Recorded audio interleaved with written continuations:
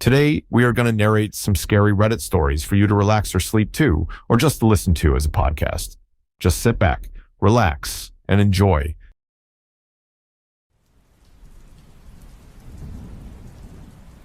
I shouldn't have robbed the house. I was inside the master bedroom when I heard the garage open and a car go in. I looked at my friend Victor as we realized the couple came home early. We hadn't expected that. "Put everything back," Victor whispered to me. We took all the watches, tablets, money, and anything we took back, exactly as we found them.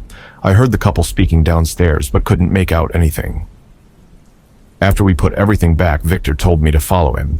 He pulled down the scuttle attic, trying to do as little noise as he could. When we got up, he closed it, and we were inside the attic.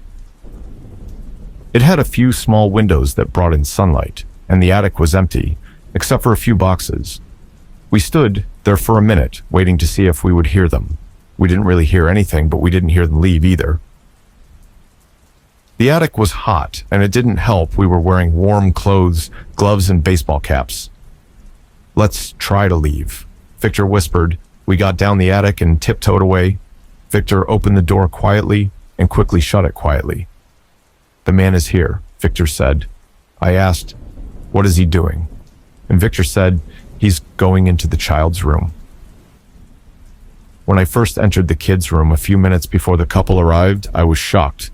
Through spying on them for the past week to know their routine, I never saw their daughter. At least, I assume the child is a daughter based off the decoration of the room. "Did you see their kid at all?" I asked. Victor shook his head. "Maybe she's in a boarding school or camp or something." Victor made a guess. "We heard the man walk downstairs and we heard a female, his wife, I assumed. Everything is ready." We heard 2 pairs of footsteps walk into the basement. Me and Victor assumed everything was fine and tiptoed downstairs. Victor tried to open the door, but it was locked.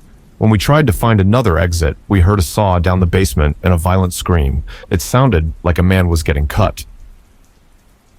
Me and Victor froze. The screaming didn't stop. The muffled screaming kept going. Me and Victor walked to a window to open it. When I tried to open it, I couldn't. Victor whispered, "Leave it to me." When he tried, he couldn't either. We noticed a small iron mechanism on the window, a window latch. We went from one window to another as the screaming continued. Suddenly, Victor accidentally hit a small table. It lifted a little before crashing down, making a large thud. The saw stopped. We froze in place, but then we heard 2 pairs of footsteps coming upstairs. Victor told me to follow him, and I did. We got to the kitchen and hid inside the pantry. We heard the basement door open. The man said, "Is someone here? I'll call the police." I didn't know whether or not he'll do it, considering what we heard in the basement. Suddenly, the woman's voice said, "Did more of them follow us?"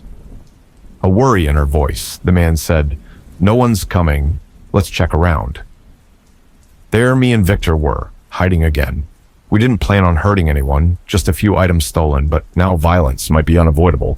After a few minutes, Victor opened the pantry door. Me and him peeked outside and saw the wife, her hands covered in blood, and she was washing them. Me and Victor got worried. We were in a house with serial killers. Suddenly, a guy with a tank top and underwear only came into the room. He was covered in blood and missing his hands. When the woman noticed him, she screamed. The man, completely oblivious, asked her for help. She took out a big kitchen knife and started stabbing him repeatedly until died. The husband ran into the room. He comforted her, and she asked, "How'd he escape?" The man said, "I don't know. I'll check if the other escaped." As he left, me and Victor knew we had to escape. Who knows what they'd do if they caught us? Victor took a large can of beans and told me to follow his lead. We went outside the pantry and went next to the woman.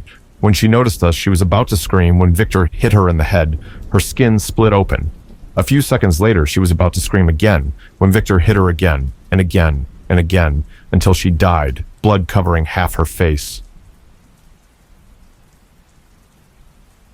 Me and Victor ran to escape, not caring about being quiet anymore. When we got to the garage door, it was locked. "Damn it," said Victor. We ran to the dining room. Victor told me, "Break the window." I took a chair and started hitting the window. It broke, and I thought it was all over until I heard the man's footsteps running up the basement. Victor whispered, "I'll get him, just stay there." As he hid behind the door, the man came with a machete. He lunged at me, but Victor reacted quickly and hit him in the back of his head. He fell on the broken pieces of glass in the window. When he pulled himself up, he collapsed almost instantly. He was dead. Victor said, "Let's go and get the guy downstairs." And I nodded. We ran down in the basement and saw sheeted hospital curtains and hospital beds. On one of them had lots of blood and Belilton restraints. I guess the main earlier managed to squeeze through. We saw 2 large dog cages. One was empty while the other had the other man. He had long, strained hair and an average body build. He had his mouth covered in silver duct tape, and his hands were also taped together. He looked at us with fearful, pleading eyes. "We're here to rescue you," I said. I noticed the lock on the cage. The man pointed at his pocket and upstairs. Victor ran upstairs and came down with the keys. Apparently they were in the husband's pocket. When we freed him and cut all the duct tape with scissors, Victor said, "If you call the police, we were never here all right." The man thought for a moment. He would have to take the blame for 2 kills, but it was self-defense, right? The man said, "I think it's best if I just leave." Me and Victor nodded. We went back to the upstairs, and the keys could also open the front door. When we left, the man thanked us and ran while me and Victor took our car that was a couple blocks away and drove home. We turned on the news, but we knew it would be a while before anyone found them. Suddenly, the newsman said, "Today marks the 1-year anniversary of Luna's kidnapping."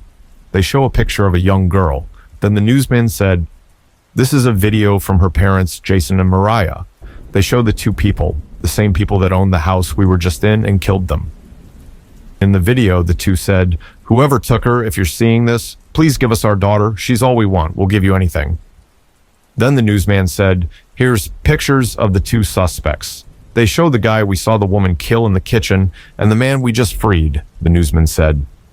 "They're both registered sex offenders. If you see them, report to the police immediately." Victor nearly threw up. "What have we done?" I shouted. "What the hell have we done?"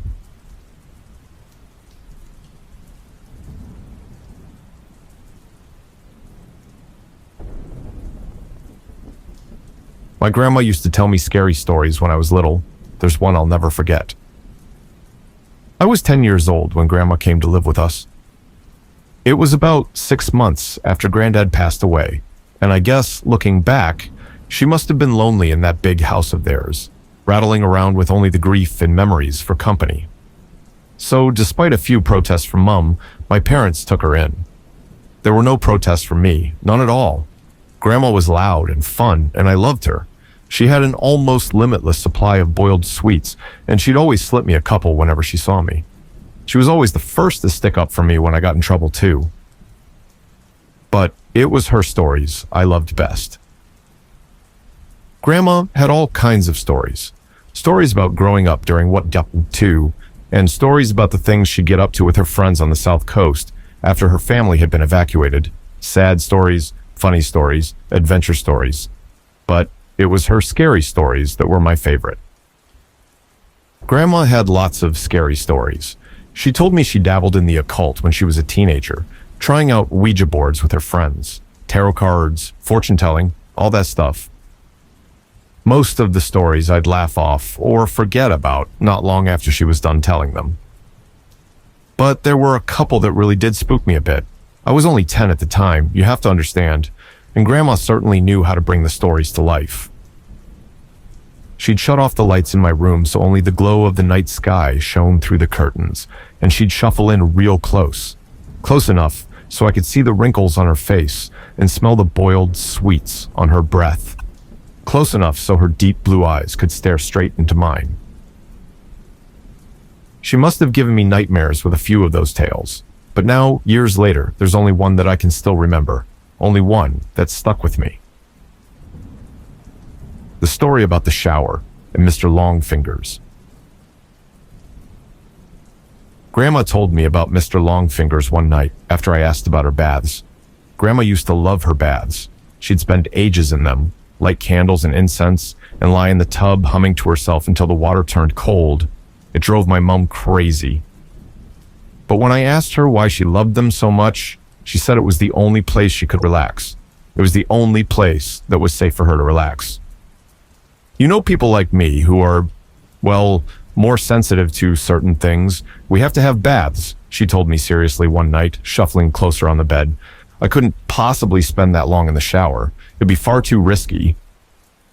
Grandma stared at me with those blue eyes of hers, unsmiling, and I knew it was time for one of her stories, one of the scary ones. I shivered with pleasure and pulled the covers up to my chin. "Why is it risky, Grandma?" She half turned to look out the window, watching me from the corner of her eye, pausing for effect. I waited, feeling my heart rate pick up ever so slightly in my chest. "Well," she said after a moment, "it's only risky if you close your eyes, of course. If you close your eyes for longer than 10 seconds. "What do you mean? Why?" "Well, do you ever play that game in the playground with your friends? The one where someone turns their back and the others sneak up on them when they're not looking?" I nodded and Grandma nodded back. "Exactly. So that's what it's like in the shower, when you have your eyes closed. That's what it's like with Mr. Longfingers." A cold itch tickled back. "Who's Mr. Longfingers, Grandma?" She let out a deep breath, as if she wished she hadn't said anything. Turned her head back to face mine. When she next spoke, she'd lowered her voice. No one knows exactly," Grandma whispered. "Some think it's a creature that's attracted to the heat and smell we give off in there. Others think it's a demon that finds a way into our realm through the dense steam clouds. No one can say for sure, because the only ones who have actually seen Mr. Longfingers aren't ever going to be able to tell you." I pulled in a breath. "Why not?" Grandma shuffled closer along the bed and leaned towards me, leaving my question hanging in the air. "Don't you worry about it, sweetheart. Don't worry your pretty head. As long as you remember the rules, you'll be fine." "What rules?" "Well, when you're in the shower, you try not to close your eyes for too long. 5 seconds is fine, and 10 is just about okay too, but any longer than that." "Yeah? Then what?" "Well, any longer than that, and you may just start to feel something in the room with you, something watching.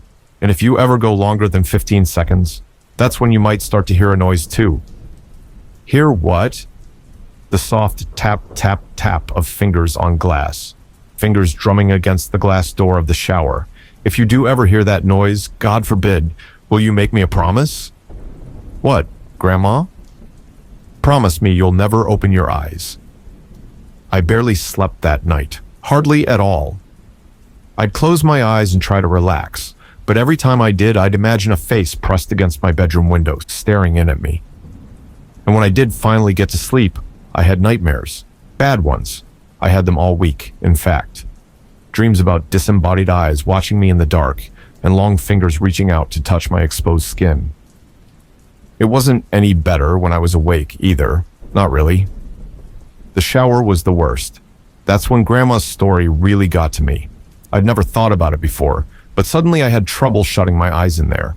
I'd be standing beneath the beating water, shampoo running down my face, and as soon as I squinted my eyelids closed, I'd hear Grandma's words running through my head. 5 seconds is fine, and 10 is just about okay too, but any longer than that? I'd rub my hair fast, feeling the shampoo dripping off my chin, and as soon as I'd counted past 5 seconds, I'd feel it. A sort of pressure. Not a feeling of being watched exactly, but something close to that. I'd run my fingers faster and faster through my hair, frantically trying to get the suds out, and the ruddy blackness behind my closed eyes, coupled with the rush of water in my ears, would feel like a held breath, like the silence before a scream. The seconds would race through my mind, and I'd be so desperate to open my eyes again that I'd sometimes do it before my hair was rinsed fully clean, and my eyes would sting with shampoo.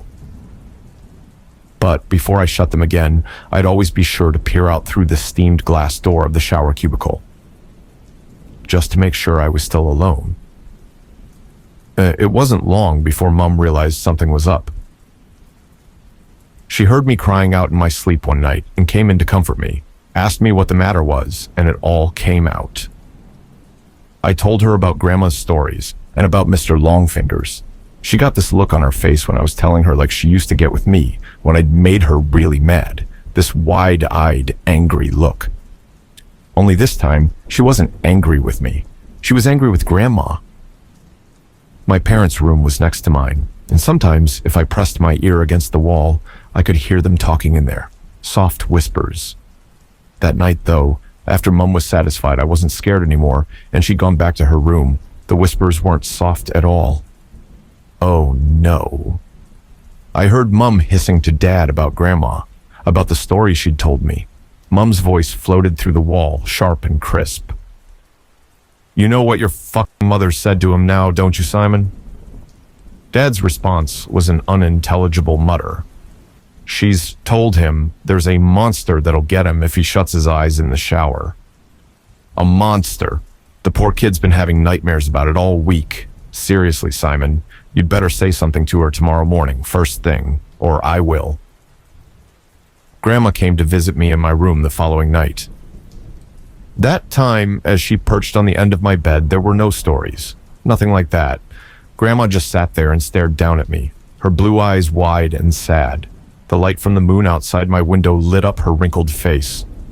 You know I'd never let anything bad happen to you, don't you? She said after a moment. I nodded my head. I know, Grandma. You know I wouldn't let you come to any harm? I nodded again. Okay, good. That's good. She looked away from me for a moment, out the window. You know, the things I tell you in the evening are meant to help you, sweetheart. They're meant to toughen you up a bit, protect you. She paused and shook her head. But maybe your Mum's right. Maybe I went too far this time. She looked down at me and smiled. But even then, even though I was only 10 years old, I could tell it didn't quite reach her eyes. I'll tell you what, Grandma said. You know what I told you about Mr. Longfingers in the shower? Well, I'm going to make sure you're safe. I'll scare the bastard off. How about that? It won't come back in a hurry if it has to face me. I stared up at Grandma, watching her face glow in the moonlight, watching her smile down at me. I nodded my head once. I was the one who found her. I don't know when exactly it happened, but I'd guess it was about a week after we had that talk in my room. A week after, she told me she wouldn't let me come to any harm. I woke early that morning from a bad dream to a heavy thumping sound. I sat bolt upright in bed. My room was quiet around me, and I couldn't hear anything from the wall that joined my parents' room either. But the house wasn't entirely silent. Floating down the hall, muffled by my closed door, I could hear the sound of rushing water. The noise of the shower. I leapt out of bed and ran down the upstairs hallway, heart already pounding in my chest. As soon as I reached the closed bathroom door, I started banging on it. A deep terror was welling up inside me like cold water from a well, something I couldn't place, and I kept banging and shouting, "Grandma!" over and over again, even though she didn't respond. Off to my right, I was dimly aware of voices from my parents' room, the sleepy shuffle of footsteps.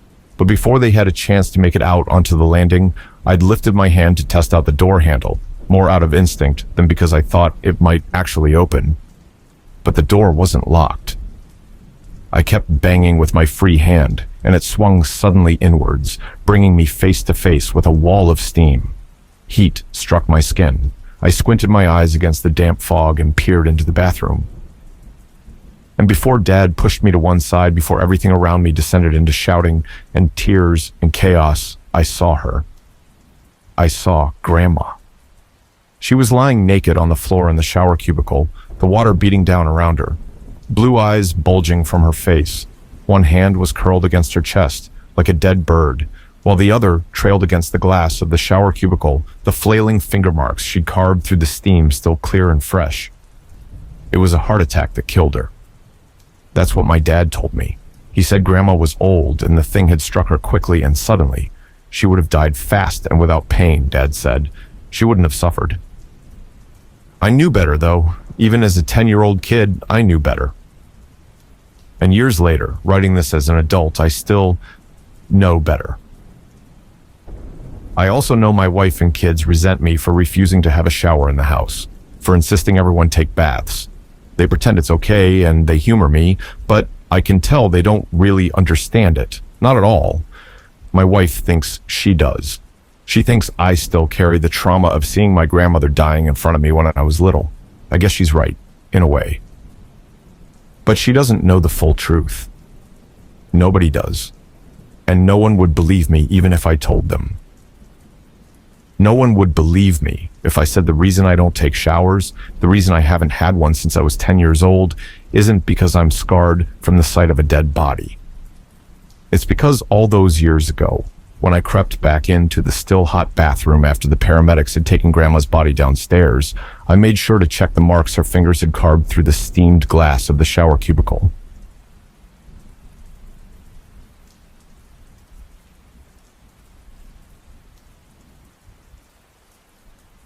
The neighbors next door are weird. Saturday morning came too fast. The kids were coming over for the weekend, something I'd been looking forward to for weeks, but mentally not prepared for.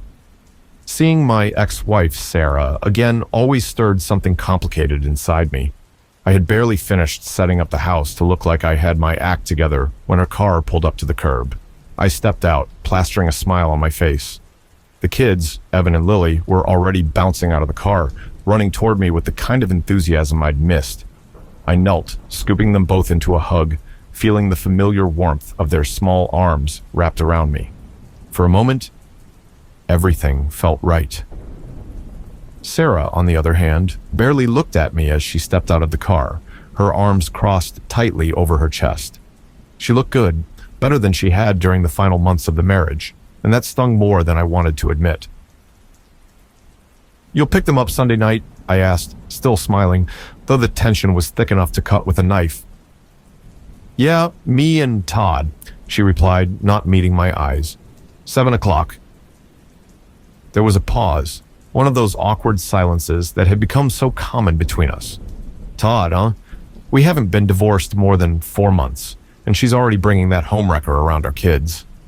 Before I could say something I would regret, Evan tugged on my hand, excitedly telling me about some project he'd done at school. Sarah barely acknowledged his excitement. She was already back at the car, checking her phone. It was like I wasn't even there. "Say goodbye to your mom," I urged the kids. They ran back to give her quick hugs before returning to me. "Bye," Sarah said quietly, a hint of frustration creeping into her voice. She got back in the car, and before I could respond, she was already driving away. The smile dropped from my face. "Well, that went great," I muttered under my breath. It didn't take long before the kids were running through the house, exploring their new rooms, and I was starting to feel like maybe this weekend would be a good distraction. I had just set out snacks in the kitchen when there was a knock at the door. Greg stood on the porch, his 2 sons in tow. "Hey man, thought I'd come by and introduce these guys to your kids. We would love to have you over at our place. Football, burgers, pool. You should bring them over." His kids, both boys around Evan's age, grinned and waved. Evan peeked around the corner, his eyes lighting up at the mention of the pool. "Dad, can we?" I glanced down at Lily, who was practically running out the door at the mention of swimming. "Sure, why not?" As we all headed over to Greg's place, I couldn't help but wonder if this was what normalcy felt like. The warmth of the sun on my back, the sound of kids laughing, the smell of burgers on the grill. It all felt so easy, so simple. For a while, I could almost forget about the strange nights and the unsettling feeling that clung to my new house like a shadow. Of course, I couldn't forget for long. We sat by the pool while the kids splashed around laughing and playing. Greg handed me a beer, settling into the lounge chair beside me. The football game played in the background, though neither of us was really paying attention. "So, how's it going?" Greg asked, cracking open his own drink. "Settling in all right?" "Yeah," I said, nodding. "The neighborhood's great. Quiet, friendly, mostly." Greg raised an eyebrow. "Mostly?" I hesitated. I don't know. Probably nothing. It's just the house next door." Greg chuckled. "Oh, the weirdos? Yeah, everyone asks about them at some point. They've always been like that. Like I said at the barbecue, they barely come outside, never talk to anyone. Honestly, I forget they're even there half the time. You should too." I frowned. "Have you ever heard anything strange from over there at night?" Greg gave me a sideways glance. "Strange how?" "Like talking, but not like normal talking. More like, I don't know. It's hard to describe. Weird voices, almost like they're chanting or something. Greg took a swig of his beer, looking nonplussed. Chanting, huh? Nah, can't say I've ever heard that. Before I could brush it off, a voice came from behind us. You heard them talking? It was Marina, Greg's wife. She stepped out from the kitchen, a curious look on her face as she dried her hands with a towel. What did it sound like? Greg groaned softly. Marina, please. I froze. At the barbecue, she'd brushed off the whole conversation about the neighbors, hadn't she? I remember her laughing it off, making some joke about how they were probably just eccentric recluses. And so why was she suddenly so interested? No, I want to hear this, she said, ignoring Greg and sitting down beside me. Her eyes were wide, and there was an intensity there that I hadn't noticed before. Tell me exactly what you heard. I shifted uncomfortably. I don't know. It was just voices late at night. But they didn't sound like any language I've ever heard. It was rhythmic, kind of unsettling. Greg sighed, shaking his head. Here we go. Greg, don't brush it off, Marina said, swatting him on the arm. She turned back to me. The people next door aren't normal. I've always said there's something wrong with them, but no one listens to me. Greg rolled his eyes. She thinks they're part of some underground cult or something. Marina narrowed her eyes at him. You joke, but there are things that happen in this world that people like you don't pay attention to.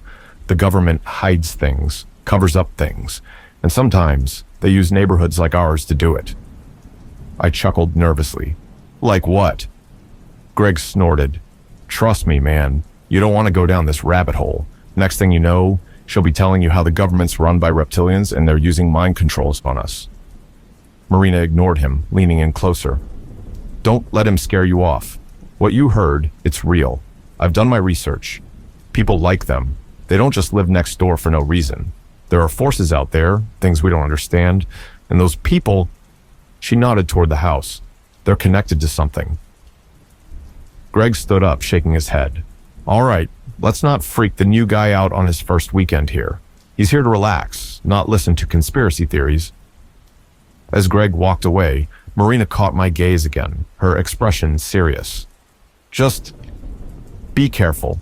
You keep hearing those voices. You come talk to me. There's more going on than you think. I nodded, trying to laugh it off, but as the kids laughed and played in the pool, and the sun dipped lower in the sky, I couldn't shake the weight of her words. Something was going on next door, and maybe Marina wasn't as crazy as Greg made her seem. The evening stretched longer than expected, the sun dipping low, casting a golden hue over the yard. The kids' laughter echoed through Greg's backyard as they splashed around in the pool, not a care in the world. Eventually, the time came to head home, and it was well past 8 p.m. by the time we started saying our goodbyes. Evan and Lily dragged their feet as I gathered their things. Oh, do we have to go already? Evan whined, his lower lip sticking out in the way that always made me cave in the past. Yeah, Dad, can't we stay a little longer? Lily chimed in, her eyes wide with that same innocent look. Greg's boys mirrored their disappointment, shoulders slumped. Greg clapped me on the back, laughing. You know, you're welcome over any time. These kids seem to be getting along like gangbusters. Yeah, we'll plan something soon, I said, smiling despite the strange tension that had been tugging at me all evening. Marina gave me a pointed look, her earlier words about the neighbors still echoing in my head. Really, any time, she added, though her gaze was more serious, almost like a warning. I nodded. Definitely. We'll do this again.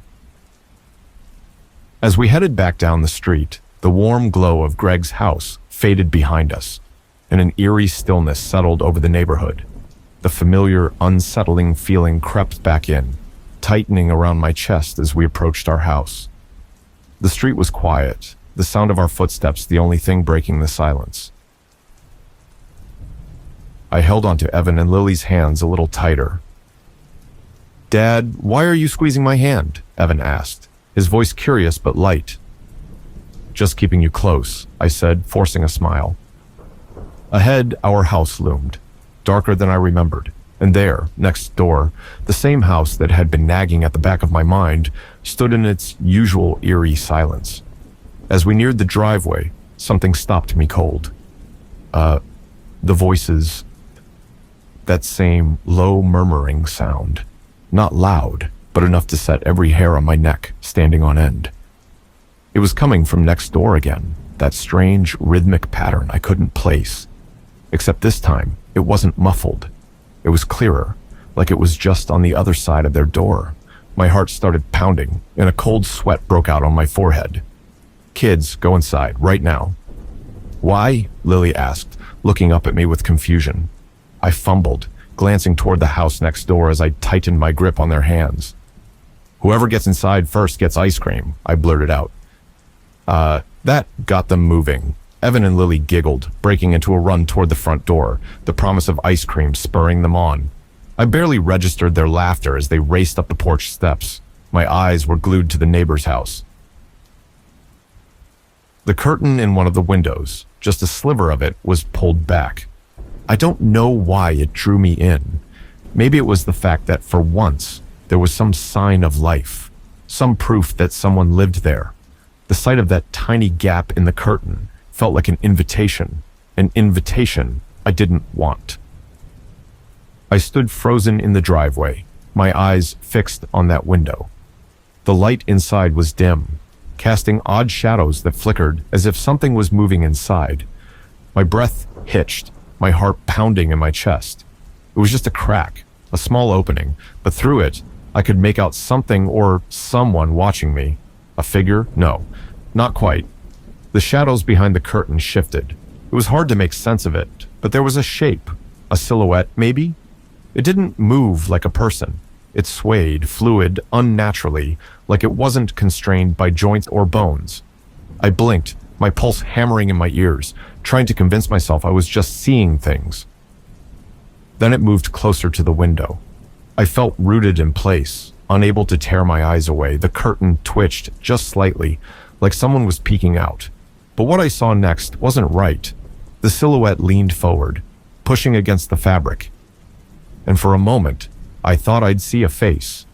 Instead, what pressed up against the curtain wasn't a face at all. It was flesh, soft, malleable, too smooth.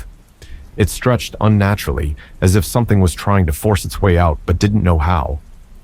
I could make out the faint outline of a mouth. No, not a mouth. Something more grotesque. A mass of something that shouldn't be, pushing and pulling as though the body behind the curtain was trying to reshape itself. The murmur of voices grew louder, not from outside, but from within the house next door. The cadence was wrong, inhuman, overlapping in a way that made my skin crawl. My chest tightened, a wave of nausea washing over me. I wanted to move. I needed to move. I stood there, transfixed, watching as the shape behind the curtain shifted again. Then it stopped. The curtain snapped shut, cutting off the view, and with it, the voices went silent. I stumbled back, my breath coming in short, sharp gasps. My hand fumbled for the door handle behind me, but my fingers were shaking too hard to get a grip. I half expected the window to swing open, for whatever was inside to come crawling out after me. Finally, I yanked the door open, rushing inside and slamming it behind me. The kids were already in the kitchen, giggling about the ice cream they were expecting, oblivious to the knot of dread that had formed in the pit of my stomach. I leaned against the door, trying to catch my breath. The image of that fleshy, shifting mass still burned into my mind. Whatever was in that house, it wasn't human, not entirely. And it was watching us.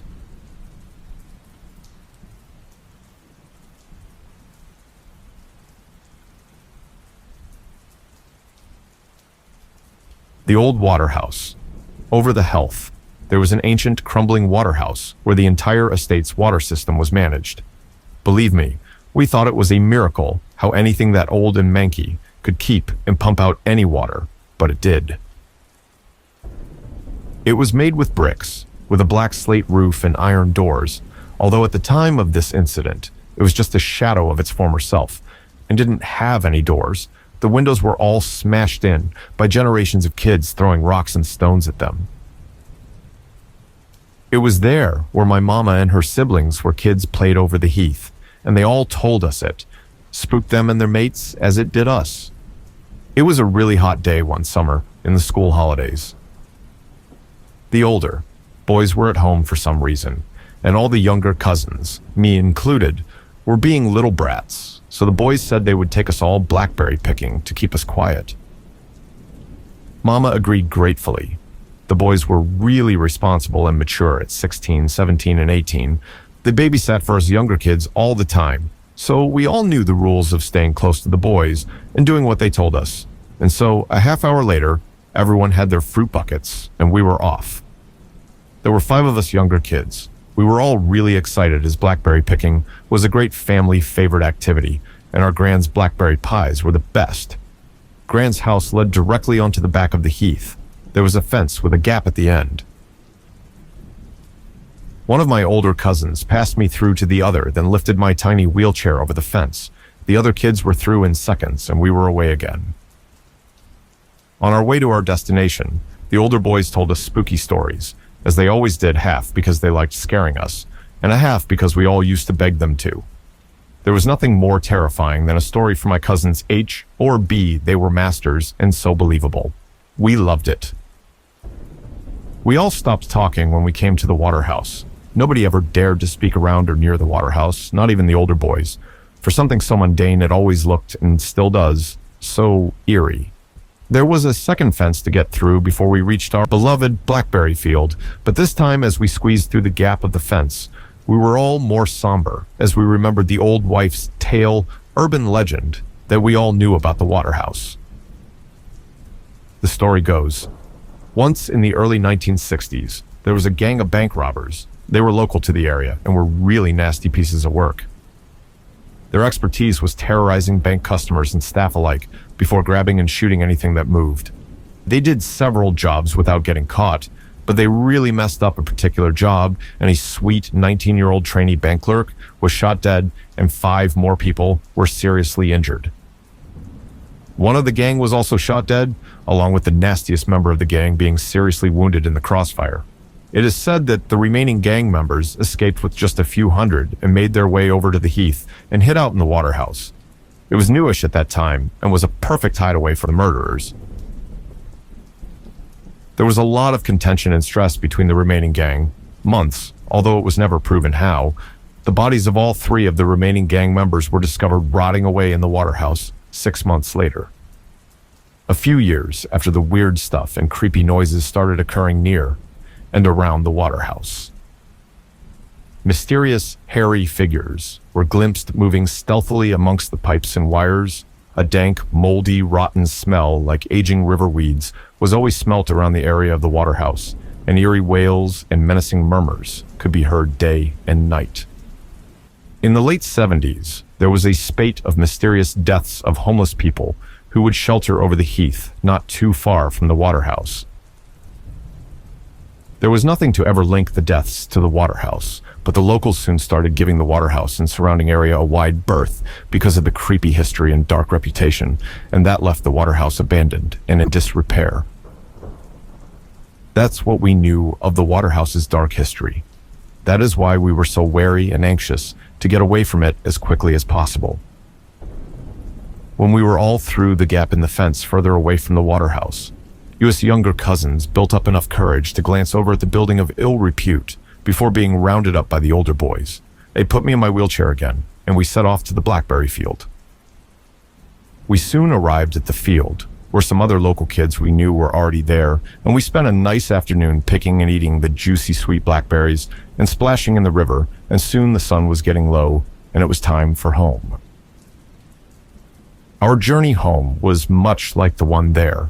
We were still bantering, laughing, and the older boys were still winding us up slightly, but being as it was getting later, we were feeling wearier and slightly subdued. When we reached the fence before the waterhouse, the air felt slightly too close, like before a thunderstorm. The youngest of the 3 older boys got me out of my wheelchair so that B could lift it over the fence. The other kids were already on the other side of the fence with H and B. A suddenly said to his brother in a low, guarded voice, "Something moved at the back of there, bruv." B just looked at him sideways. Out of the boys, A was the most likely one to pull a stunt or wind anyone up for a laugh, but A was straight-faced. A said, "I'm going to have a look," passing me through to B and squeezing past us all. "Wait up, we've got..." Having put me in my wheelchair, B had moved forward towards his brother when we all heard A shriek out in horror and disgust, and the two boys moved back quickly. H, having already taken me out of my wheelchair again, had told everyone to run. And we did, B picking up my tiny wheelchair, folding it up while running, A grabbing the other two kids' hands and following B and H, running with me on his shoulders, holding my other cousin's hands. We ran and ran. A kept saying, "Don't look back, don't look back." I did, but saw nothing. We didn't stop till we got to the fence which leads back to the road on the estate, and we could actually see civilization again. We were all completely exhausted, especially the older boys. Before we slipped through the fence to the road, B, holding himself up by the railings, asked, "What did you see, eh?" "Yellow eyes, hairy face." All of us younger kids began to panic and scream, and H had to calm us all down. He said that we were safe and it would be all right, but we all wanted to get as far away from the waterhouse as possible. When we got home, we all looked bedraggled and slightly nervy. Mama and my auntie noticed this and asked the boys what was wrong.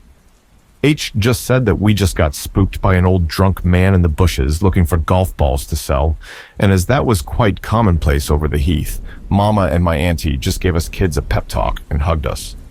We never did tell my mama or my auntie the truth about the yellow eyes and hairy face, or find out what it actually was, but us kids didn't go near the waterhouse for a long time after.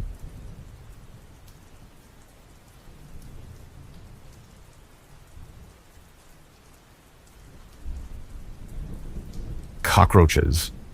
What will they think of me, I asked myself, thinking of my sister and my friends as I navigated the foggy roads of Polo Moloch. The air was thick, and I could barely see the surroundings.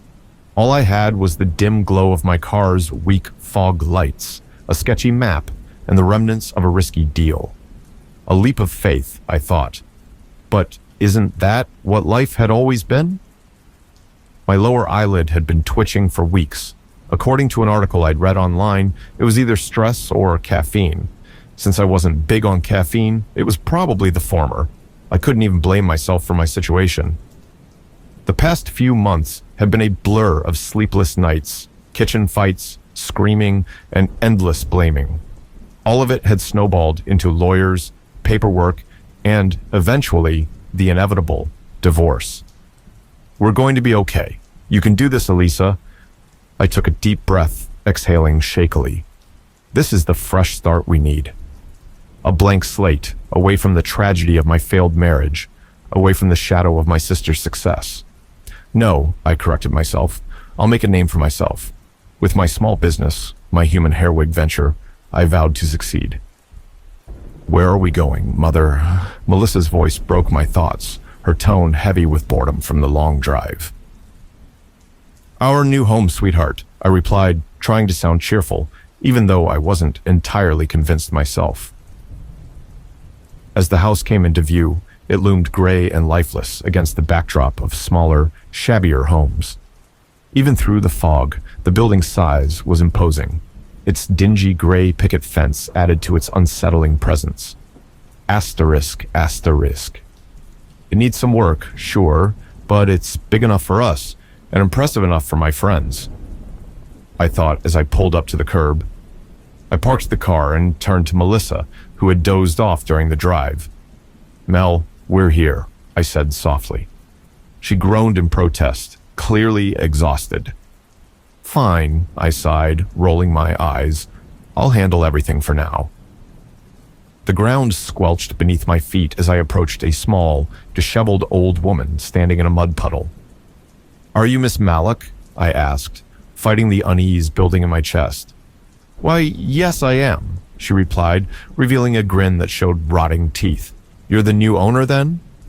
"Hey, that's right," I confirmed, offering a strained smile. Well, not anymore," she cackled, slapping her thigh. Her body odor hit me like a wave. I forced a laugh. I believe we're here because of our agreement, I said, reminding her. Oh yes, since the paperwork is done, I'll be moving out shortly. She gestured to two large, worn boxes near the front door. There's a store nearby if you need to grab something. Don't want to let your daughter go hungry, do you? Then her tone shifted.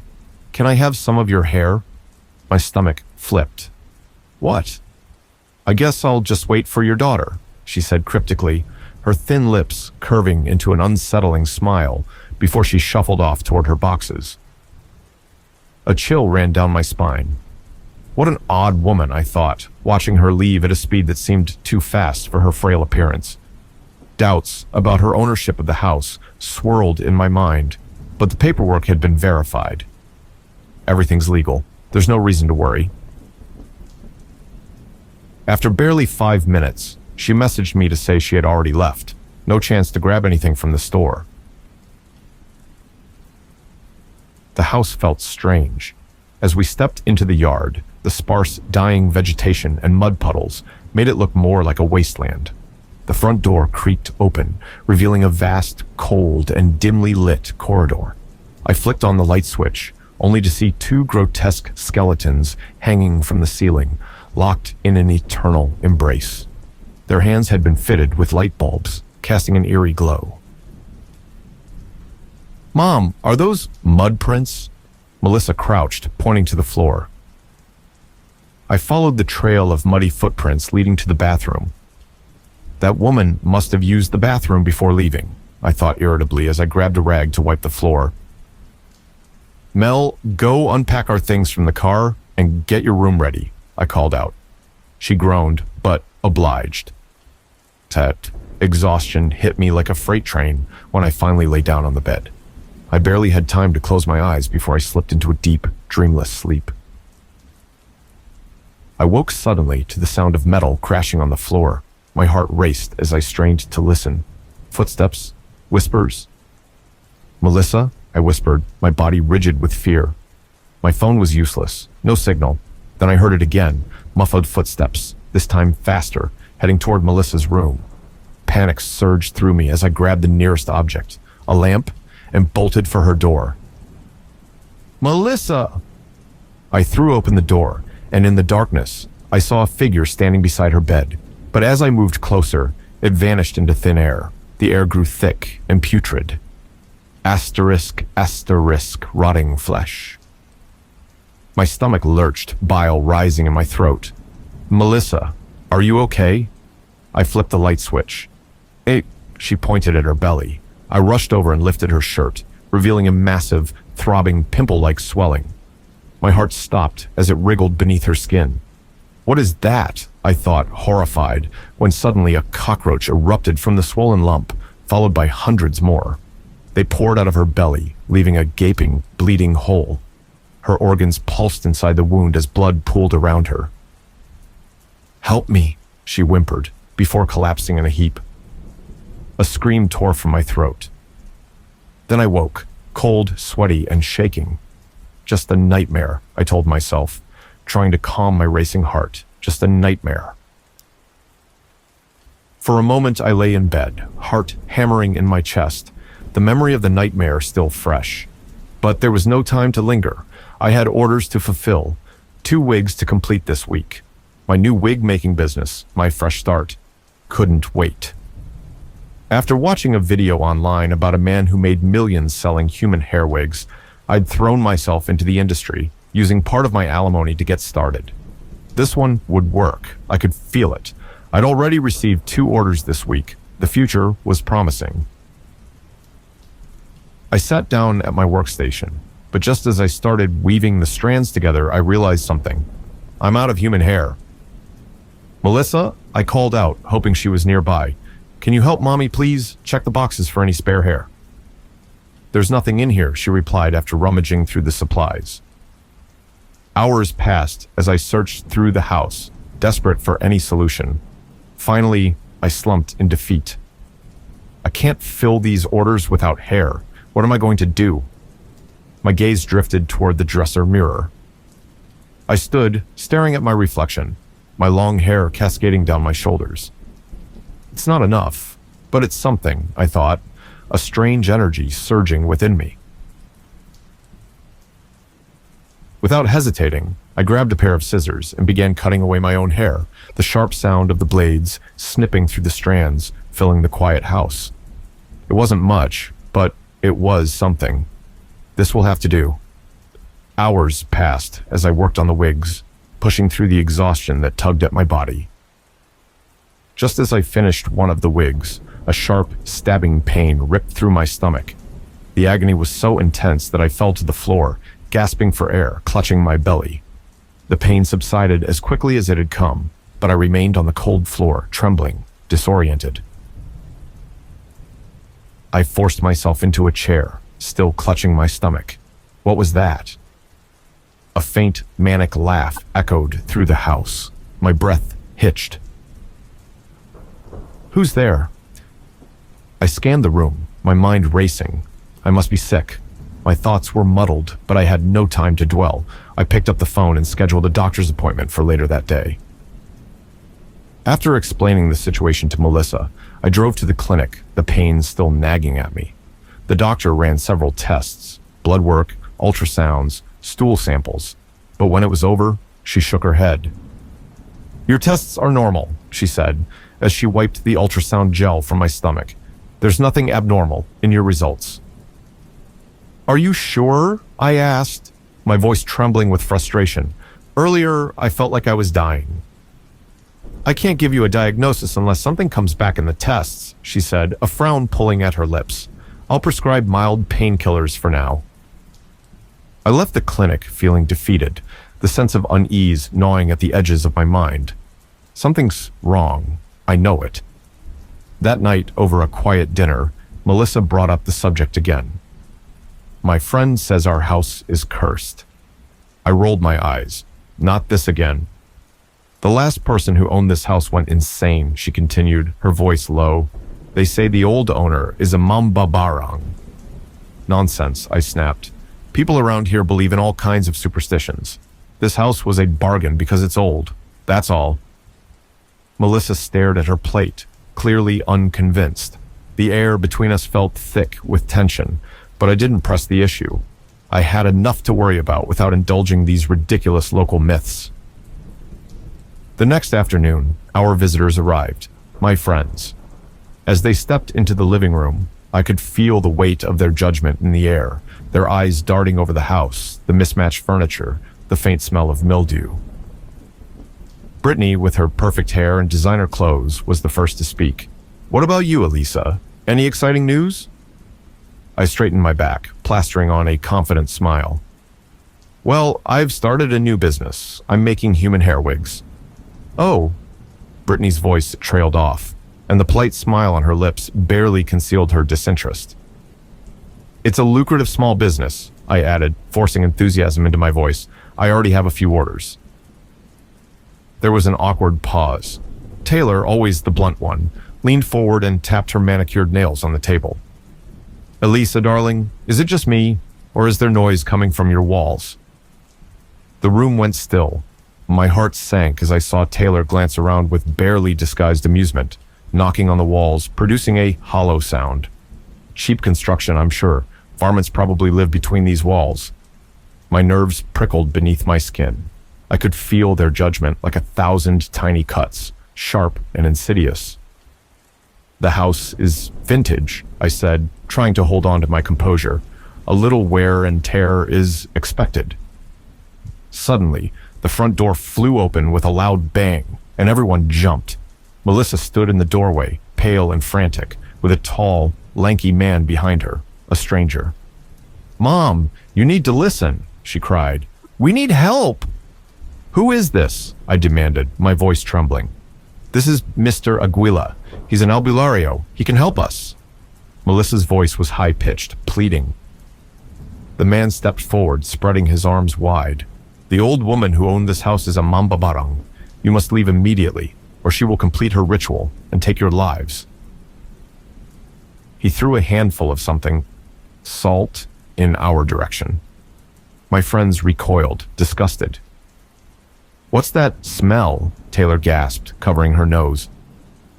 Brittany scratched her arms, her face twisted in discomfort. "We're leaving," she announced, her voice icy. "I can't stand this place anymore." Taylor shot me a cold look. "We've been honest with you, Elisa. We don't want to associate with someone, well, someone like you. Not anymore." Her words hit like a slap. "Now that you're not with Derek, you don't fit in our circle." They grabbed their bags and left without another word, their heels clicking against the floor as they walked out the door and into their expensive cars. I stood there, shaking, tears stinging my eyes. What just happened? I stood frozen at the door, watching my so-called friends drive away, their expensive cars disappearing into the night. The reality of my situation hit me hard. I'm alone. The tears welled up, but my body was too numb to let them fall. Then I felt a gentle hand on my shoulder. "Mom, I'm so sorry," Melissa whispered, her voice shaking with regret. She tried to comfort me, but something inside me snapped. Rage surged through me like a tidal wave, drowning any sense of reason. This is all her fault. My vision tunneled as I spun around, gripping Melissa by the wrist. "Get out!" I screamed at her in the albulario, my voice cracking. "You humiliated me in front of everyone. You've crossed the line." The old man raised his hands, trying to speak, but I wouldn't let him. "I don't want to hear any more of this nonsense about curses and witches. Get out of my house," I roared. Melissa's eyes brimmed with tears as she flinched from my words, her small frame trembling. "Go to your room," I shouted, dragging her toward her door. "I don't want to see you until you're ready to apologize for everything." I slammed the door behind her and collapsed onto the couch, the weight of my emotions pressing down on me. My heart pounded in my chest, my breaths coming in ragged gasps. I buried my face in my hands, too exhausted to cry, too angry to think clearly. Slowly, the house fell silent around me, the events of the day swirling in my mind like a storm I couldn't escape. At some point, I drifted into a dreamless sleep, the exhaustion finally overtaking me. I woke to a freezing breeze. The door was wide open, and the cold wind howled through the house.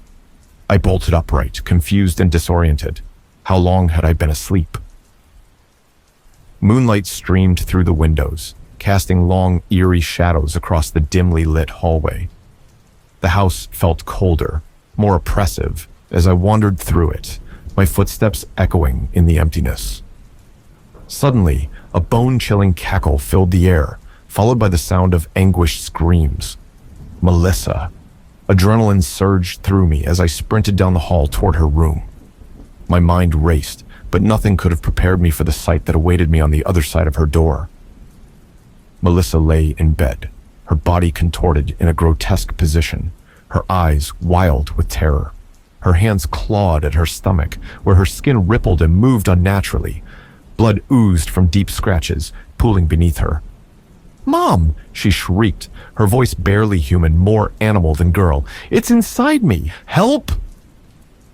I rushed to her side, but as I reached for her, she convulsed violently. Her nails tore at her own flesh, ripping through her skin until her belly split open with a sickening squelch.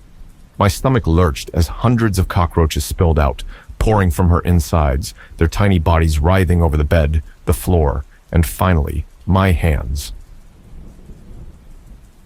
I screamed, backing away in horror as Melissa's body went limp, her face frozen in a twisted mask of pain and anguish. Her skin turned pale, her body stiffening in death, but the cockroaches kept coming, an endless wave of filth and decay. This isn't real. It can't be real. My mind refused to accept the nightmare unfolding before me. I stumbled backward, nearly slipping on the slick floor. My body shook with uncontrollable sobs as I collapsed against the wall. Then I heard it, the sound of movement from beneath the floorboards. Slow, deliberate footsteps. Something was coming. The vent cover in the bathroom clattered to the floor, the metallic sound echoing through the house. The footsteps quickened, growing louder, heading straight for me. "Run! Run!" I scrambled to my feet, but before I could take a step, an invisible force slammed into me. I was flung across the room, my body crashing against the wall with a sickening thud. My vision blurred as blood dripped from my head and I struggled to stay conscious. Through the haze, I saw her. Mrs. Malak, the old woman who had sold me the house, stood at the foot of the stairs, her small, hunched frame illuminated by the moonlight. Her disheveled appearance was even more grotesque now, her skin sagging in loose folds, her eyes glowing with malice. She cackled, her rotten teeth clattering in her mouth as she approached me. "Did you think you could escape?" she hissed, her voice like nails on a chalkboard. "This house is mine. You belong to me now." I tried to move, but my body was too weak, my muscles limp from shock and blood loss. Mrs. Malak leaned down, her face inches from mine, her breath hot and foul against my skin. With one gnarled hand, she gripped my jaw, forcing my mouth open. Then, from the pocket of her ragged dress, she pulled out a handful of squirming cockroaches, her crooked fingers pushing them toward my face. "Open wide," she crooned, her voice dripping with malice. "They're hungry."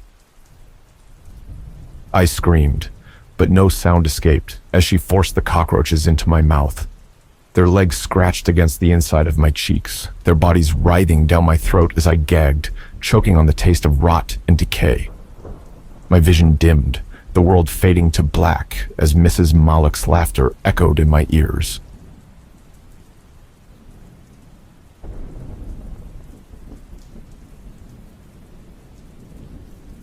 My husband sprints in straight lines. What happens when he can't? What is it about spirits that we fear so much? That they'll harm us? Make us jump? That nobody will believe us?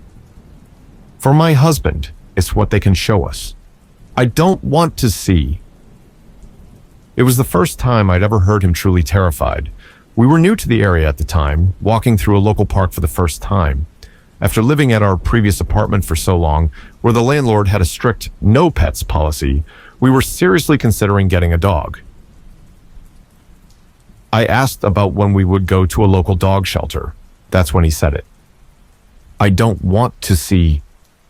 He froze still, too, looking far ahead, past the horizon beyond, even any of the buildings past the park's edge. I tried to meet his eyes, but they stared right through me. I turned to find where his gaze lay, but saw nothing. Turning back, concerned and confused, I tried to get clarification. "You don't want to see the dogs?" "Please," his voice now shaky, begging, "don't make me see." He turned and sprinted in the other direction, in a straight line. As the pathway curved, he did not adjust his route, running straight onto the grass and climbing the fence, despite an open gate standing just 20 feet to the left. I ran after him, of course, even climbing the fence. When your partner makes a break for it like that, as if their life is in danger, you trust them. You assume they saw something that you hadn't spotted. I was too afraid to turn around to see whoever was chasing us. Yet, as I landed the other side of the fencing, he was already down the street. He hadn't helped me up or down, or even waited on the other side. Did he care that little for my safety? Then he collapsed. The hospital staff were not helpful. A brain scan showed no signs of anything abnormal. They seemed to take my word that he didn't do any type of drugs, although I'm sure in their many tests, quite a few of them were for hallucinogenics. "Your husband is perfectly healthy," the nurse told me. "Just make sure he rests well and drinks enough water." Healthy? I looked at her with a scowl. Healthy? You think collapsing to the ground after a manic episode is healthy? "Ma'am, I can only tell you what our tests show. We can prescribe certain medications, but we can't imagine it helping. The odds are that this was a strange, one-off situation. Lack of sleep, lack of water, lack of any basic need can cause this type of behavior." "What do you think, honey?" I asked my husband. "I think we should go home." He didn't seem normal over the next week. He was never quite himself. He would still talk and help me with dinner, but between all those moments, he felt hollow, never smiling or laughing. One moment in particular, we were watching a movie. I don't even remember the name, just some random crap on TV. But I caught myself watching him more than the screen, analyzing every little movement of his face, willing him to do anything that makes him Through all the jokes, watching the corners of his mouth, unmoving, not even a little bit, what was on his mind. Believe me, I asked him about the day at the park more times than I can count, and that was just on the drive home from the hospital, but he had very little answers for me. He just insisted that he saw something that he didn't want to be shown again. He turned to me. "Sorry," I spoke. "I was just looking at you." I smiled, hoping for him to return the gesture. He was silent. "Why don't you smile anymore?" My own smile faded. "I miss it." His mouth opened, then closed slightly, like he had lost his train of thought. "I don't want to see." No, don't do that to me. Please, I don't want to see. No, don't you dare, don't." He started to get up. I tried to hold him, but he just backed away. He was staring at the living room door. "Please, don't make me see." He turned and ran. He didn't let the window stop him. He just smashed the glass and climbed outside. As he ran down the street, I heard a tire skidding on the road, as a car had to brake suddenly to avoid hitting him. I saw him run right through the garden across from us and down their side alley, out of my sight. It was like he had to run in a perfectly straight line, escaping by the way the crow flies, like a slight deviation from this path wasn't even conceivable to him. This only got more frequent, with his mental well-being declining. Every time this happened, he came out of the experience more paranoid. I saw it again. He'd tell me, "Please, don't let me see it again." I wanted to help him, but he would never explain to me what he saw. What was he running from? The weeks turned into months. He stopped talking much at all. I knew when he was about to have an episode from the sudden staring at an empty location. His escape was always preceded by a simple "I don't want to see." 2 days ago, we were in the bathroom. It's important to note that our bathroom has no windows. It's in the center of the house, structurally speaking, so they wouldn't be able to lead anywhere. I had just got my husband to brush his teeth after days of him hardly leaving the bedroom, but this was also the longest he had gone without running away for a while. As he finished washing his face, he looked in the mirror, then turned around, staring at the bathroom door. "There's nothing there," I hugged him as I spoke, knowing that it wouldn't stop him. "I don't want to see." He started to cry. Please don't make me see again. I can't see it again." He started backing away into a wall. It was only then that I noticed he had no way out. He would never leave through the door, not if that's where he was staring. Without fail, every time he would run in the exact opposite direction of whatever he was staring at. I tried to take his hand. "Come with me. Let's get out of here." "I can't see it." "I know. You don't have to." My voice was trembling now. I wanted to help him find a place to run. I was afraid of what he might do if he felt trapped. He was silent. He had usually ran by now. "Come on, let's go to the bedroom and you can run." "No." He sounded so determined through his tears. "I can't see." He turned around, punching the wall. He didn't scream or flinch. The shriek echoing through the room was my own. He punched again, harder. I heard his bones crack. "I will not see." Blood marks were left on the wall where he threw his fists. Thump, thump, thump. "Please stop," I cried, wanting my husband back. "Please let me help you." Thump, thump. He started to dent the wall. The paint flaked off in the area he was aiming for, precise with his strikes. I could hardly see anymore through the tears in my eyes, but the blurry flurry of red on the wall made me not want to see. As he started to collapse, he continued. Thump. Slower with his knocks now, his body simply unable to keep the same momentum and energy that his mind wanted to exert. I'm about to see. A puddle of blood on the floor soaked into his clothes where he lay. I held him as tight as I could. Don't let me see, he continued. I won't let anything happen to you. I'm not sure he understood me in his state, but I kept repeating it to him as his voice got quieter and quieter. He's in the hospital again now. He still hasn't woken up. I haven't returned home. I'm afraid of what I might see.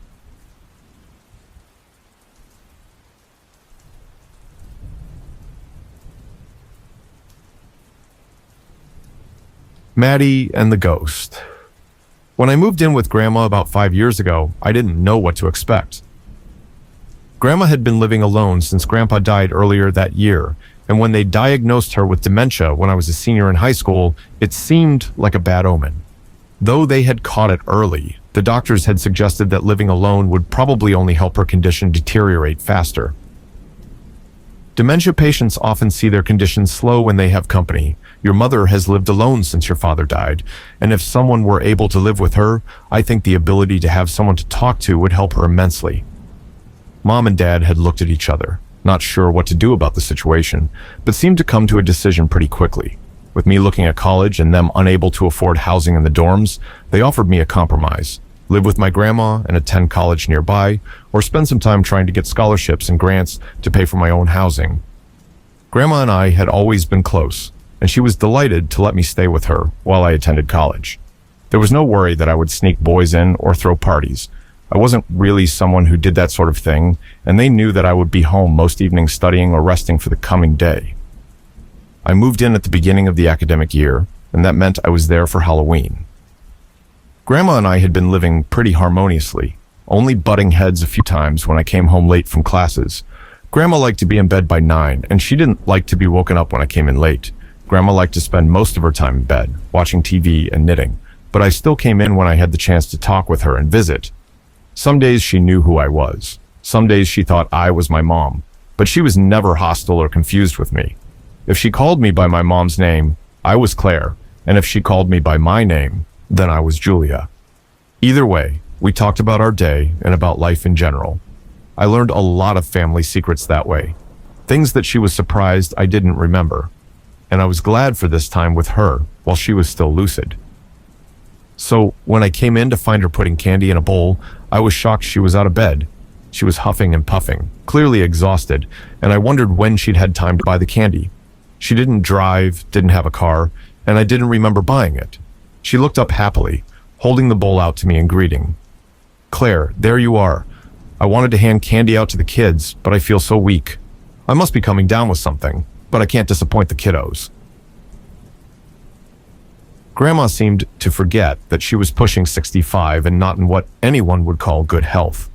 When she did too much and ran out of energy, she always said she must be coming down with something, and took herself off to bed to rest, and it seemed to be her mind's way of explaining it.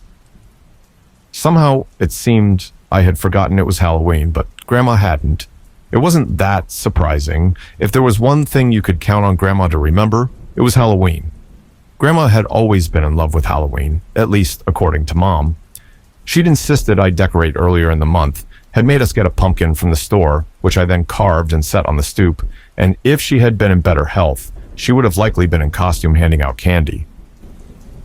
As it stood, she was lucky to have made it from her room to the table, and I knew it. I took the bowl and told her not to worry, and that I would make sure the kids got their candy. She thanked me and went to lie down, her energy spent. I went to the porch to put out the bowl of candy. I put a note on the stool so the kids knew it was a 2-piece limit, and came back in to study. Today might be Sugarpalooza for the little goblins out in the street, but for me, tomorrow was chem midterm, and I needed to study. I was doing well, but this was only freshman year. I had big dreams, and they would be harder to fulfill with poor marks in chemistry. I heard the kids shrieking and giggling as they came up the road, heard their footsteps on the porch, heard the step pause in speculation as they read the sign, and then heard them retreat after they took their candy. Grandma lived in a fairly nice area, and the kiddos seemed used to the 2-piece rule. I'm sure some of them took a handful and ran, but they seemed to be in the minority if they did. It was dark out, probably pushing 9, when I heard a knock on the door. I looked up from my book, peering at the door as I saw the outline of a little kid in a ghost costume. He was standing there patiently, bag in hand, and I wondered how he had missed the bowl and the sign. Maybe he was looking for an authentic experience, or maybe he was special needs. Either way, I got up and walked over to the door to see what he wanted. I opened the door to find a kid in an honest-to-God bedsheet ghost costume. He looked right out of a Charlie Brown special, and the shoes poking out from the bottom looked like loafers. He held a grubby pillowcase in one hand and a candy apple in the other, and when he looked up at me through the holes in his sheet, I almost laughed. He looked like a caricature, like a memory of a Halloween long ago, and I wasn't sure he would speak for a moment. When he did, I wished he hadn't. His voice was raspy, unused, and it sucked all the joy out of me. "Is Maddy here?" he asked, and I shook my head as I tried to get my own voice to work. "Nah, sorry, kiddo. There's no Maddy here." He nodded and then turned and left with slow, somber steps. I thought it was odd. He hadn't even taken any candy, and when I closed the door and went back to my work, I was filled with a strange and unexplainable sense of dread. I had forgotten about it by the time Halloween rolled around again, but the little ghost hadn't forgotten about us. October 31st found me once again sitting at the table and studying for a midterm. I was still working on my prerequisites for biochem, and if everything went as planned, I'd be starting the course next year. Grandma was much the same, maybe a little more tired and a little more forgetful, but we still spent a lot of evenings chatting and watching TV. Sometimes she braided my hair, and sometimes she showed me how to knit, but we always spent at least an hour together every evening. Tonight, she had turned in early, saying she was really tired and wanted to get some rest before this cold caught up to her. I had sat the candy bowl on the front porch, careful to add the usual note, and when someone knocked on the door at 8:30, I looked up to see the same little silhouette I had seen the year before. I got up, telling myself it couldn't be the same kid, but when I opened the door, there he was, the same bedsheet ghost costume, the same faux leather loafers, the same bulge around the eyes to indicate glasses, the same slightly dirty pillowcase. It was him, just as he had been the year before, and I almost prayed he would remember before speaking. "Is Maddy here?" he asked in the same croaking voice, and I tried not to shudder as I smiled down at him. "Sorry, kiddo. Wrong house." He nodded solemnly, turning around and slowly walking back up the front walk as he made his way back to the street. I watched him go, not quite sure what to make of this strange little ghost boy or his apparent lack of growth. The kid looked like he might be about 5 or 6, though his voice sounded like he might be 5 or 6 years in his grave. I briefly considered that he might be a real ghost, but I put that out of my mind. It was the time of the year, nothing more. I went back to studying, finishing out the evening by visiting with Grandma when she got up from her nap unexpectedly. We drank cocoa and watched a scary movie, and I fell asleep beside her in the bed she had once shared with Grandpa. The next year saw the return of the little ghost boy, and he was unchanging. I tried to ask him why he kept coming back after being told she wasn't here for 2 years running. I wanted to ask him why he thought she was here, but I couldn't bring myself to ask him anything. There was a barrier between us that went deeper than a misunderstanding, and it was like we were standing on opposite sides of a gulf and shouting at each other over the tide. He left when I didn't say anything, nodding and turning like he always did before disappearing into the crowd. I didn't see him the year after that, but to be fair, I was a little preoccupied. That was my 4th year in college, and I was only a year from graduating and moving on to work in the field of biochemistry. I had been heading home when a colleague of mine invited me to a little department party. I was helping my teacher as a TA, and the other TAs were having a little get-together in honor of the season. I started to decline, but I thought it might be fun. I had never really allowed myself to get into the college scene, never really partied or hung out with friends, and all that focus takes a toll sometimes. I hadn't really been to a social gathering since high school, and I was curious to see what it was like. I'll admit, I indulged a little more than I should have, but when I came home and found my grandmother lying by the front door, it sobered me up pretty quickly. Her doctors said that she had fallen when she tried to get to the door, and I couldn't help but wonder if she had been going to answer the knocking of a certain little ghost boy. They kept her in the hospital for nearly 3 months, monitoring her and making sure she hadn't given herself brain damage or something. Her condition progressed while she was in the hospital, and after a time, she either only recognized me as my mother or didn't recognize me at all. She began asking for Albie, always looking for Albie, but I didn't know who that was. Mom was puzzled too, wondering if maybe she was talking about her dad, whose name had been Albert.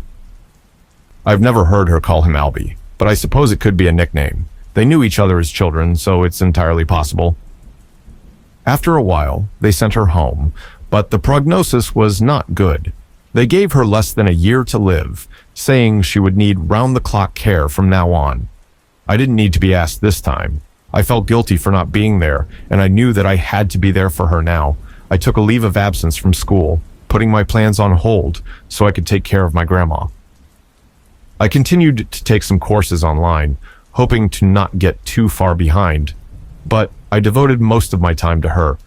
She was mostly unresponsive, whispering sometimes as she called out for Albie or her mother and father, great-grandparents I had never met. She talked to Albie about secret places and hidden treasures, and her voice was that of a little girl now. She had regressed even more, and every day that I woke up to find her breathing was a blessing. Grandma proved them wrong, and when Halloween came around again, I was in for a surprise. I had taken to sleeping on a cot at the foot of her bed, keeping an ear out for any sounds of trouble, but a loud clatter from the kitchen had me rolling to my feet and looking around in confusion. I looked at the bed and saw she was still in it, so the sound couldn't have been her. As another loud bang sounded in that direction, I was off and moving before I could think better of it. I was afraid that an animal had gotten into the house. No burglar would have made that much noise, and when I came into the kitchen, I saw, just for a second, the furry black backside of some cat or dog or maybe a small bear. As it climbed out of the cabinet it had been rooting through, I saw it was a person, though it was certainly a grubby one. It was a little girl, maybe 6 or 7, and she looked filthy. She was wearing a threadbare black dress with curly-toed shoes and a pointed hat that she scooped off the floor. The longer I watched her, the more I came to understand that she wasn't really dirty, but had covered herself lightly in stove ash for some reason.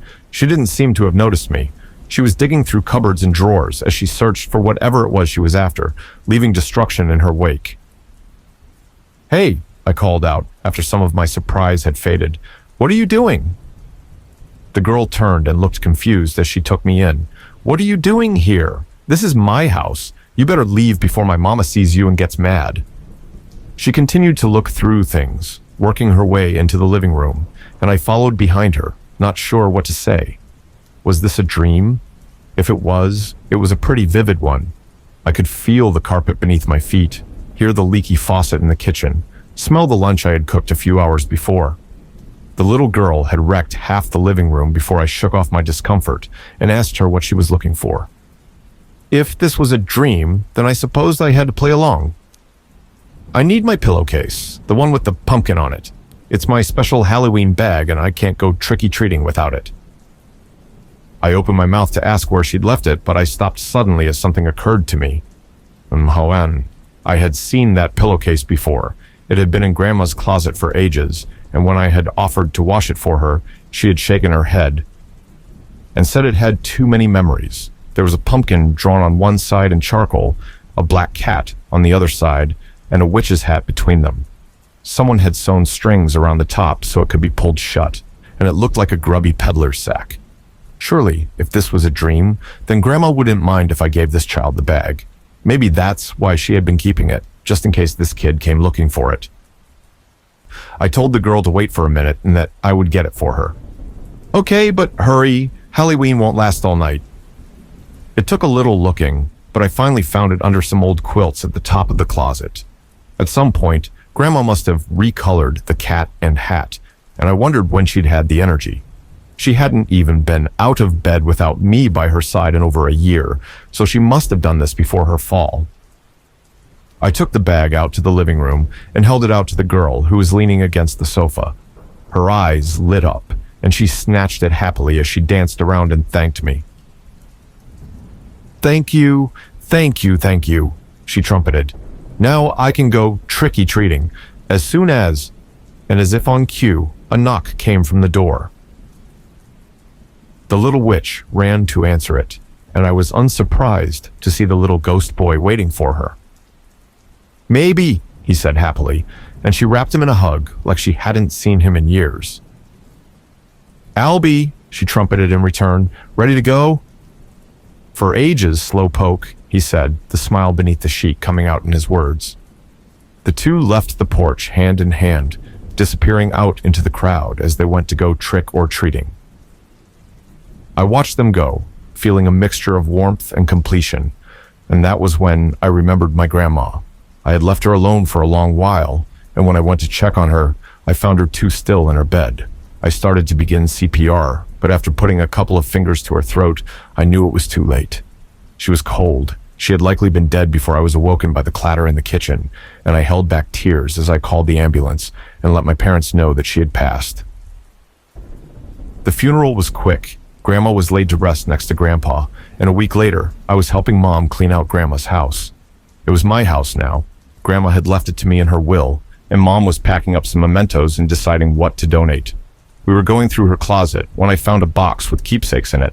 There were pictures of my mom when she was little, wedding photos of Grandma and Grandpa, and some letters Grandpa had written her during Vietnam. Mom came over as I was going through them, smiling at the pictures and crying a little over the letters, but I felt my breath stick in my throat as I came to a very old photo at the bottom of the box. It was a small photo of two kids in costumes on the front porch of a much different house.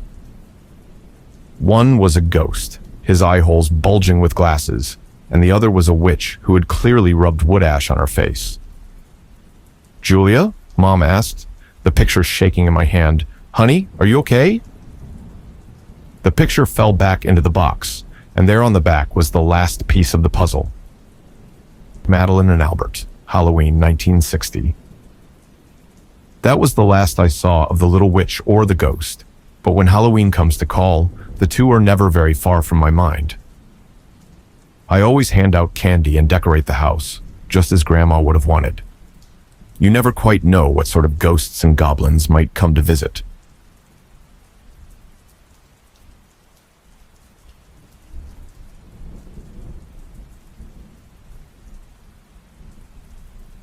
Brim. It was mid-August, but the early morning and thick overcast provided a prominent chill this Thursday. Dave compensated with a long-sleeve shirt, sweater, and windbreaker combo. His wife would not let him leave the house with anything less. The semi-hot coffee in his styrofoam cup slowly steamed into the crisp morning air as he leaned against his Ford pickup, waiting for the busy line of crabbers to launch their boats. He peered into the coffee he had picked up from the local convenience store, Delilah's, just 10 minutes earlier. Although the store advertised the brewed coffee as best coffee in town, freshly brewed, the coffee seemed to have a burnt taste, indicating it had been sitting out on the burner for at least a few hours. Nothing cream and sugar couldn't fix, even though he preferred it black. Nevertheless, he savored the taste as he pulled another sip from the thick styrofoam cup. Dave felt a thin layer of coffee cling to his mustache as he drew the cup away, one of the few issues that came with such a fashion choice, but having a mustache, or stash as his sons referred to it, really suited his aging face. He looked into the crooked side view mirror to help guide his windbreaker sleeve and rub off any excess coffee. As he wiped the remnants of coffee away, Dave admired the remaining spackle of black hair not only in his now fully gray head, but also in his mustache. Christ, he was not only feeling old, but also looking the part. It was at least better than his friend and neighbor Bill Hatchers, who lived across the street from him. Bill was around the same age as Dave, but had lost what was left of his hair about 8 years ago. Ain't that a bitch, Dave had thought at the time. A squeal of old brakes pulled his attention up from the mirror. A truck and trailer was pulling out from the launch, and Dave was now next in line to go.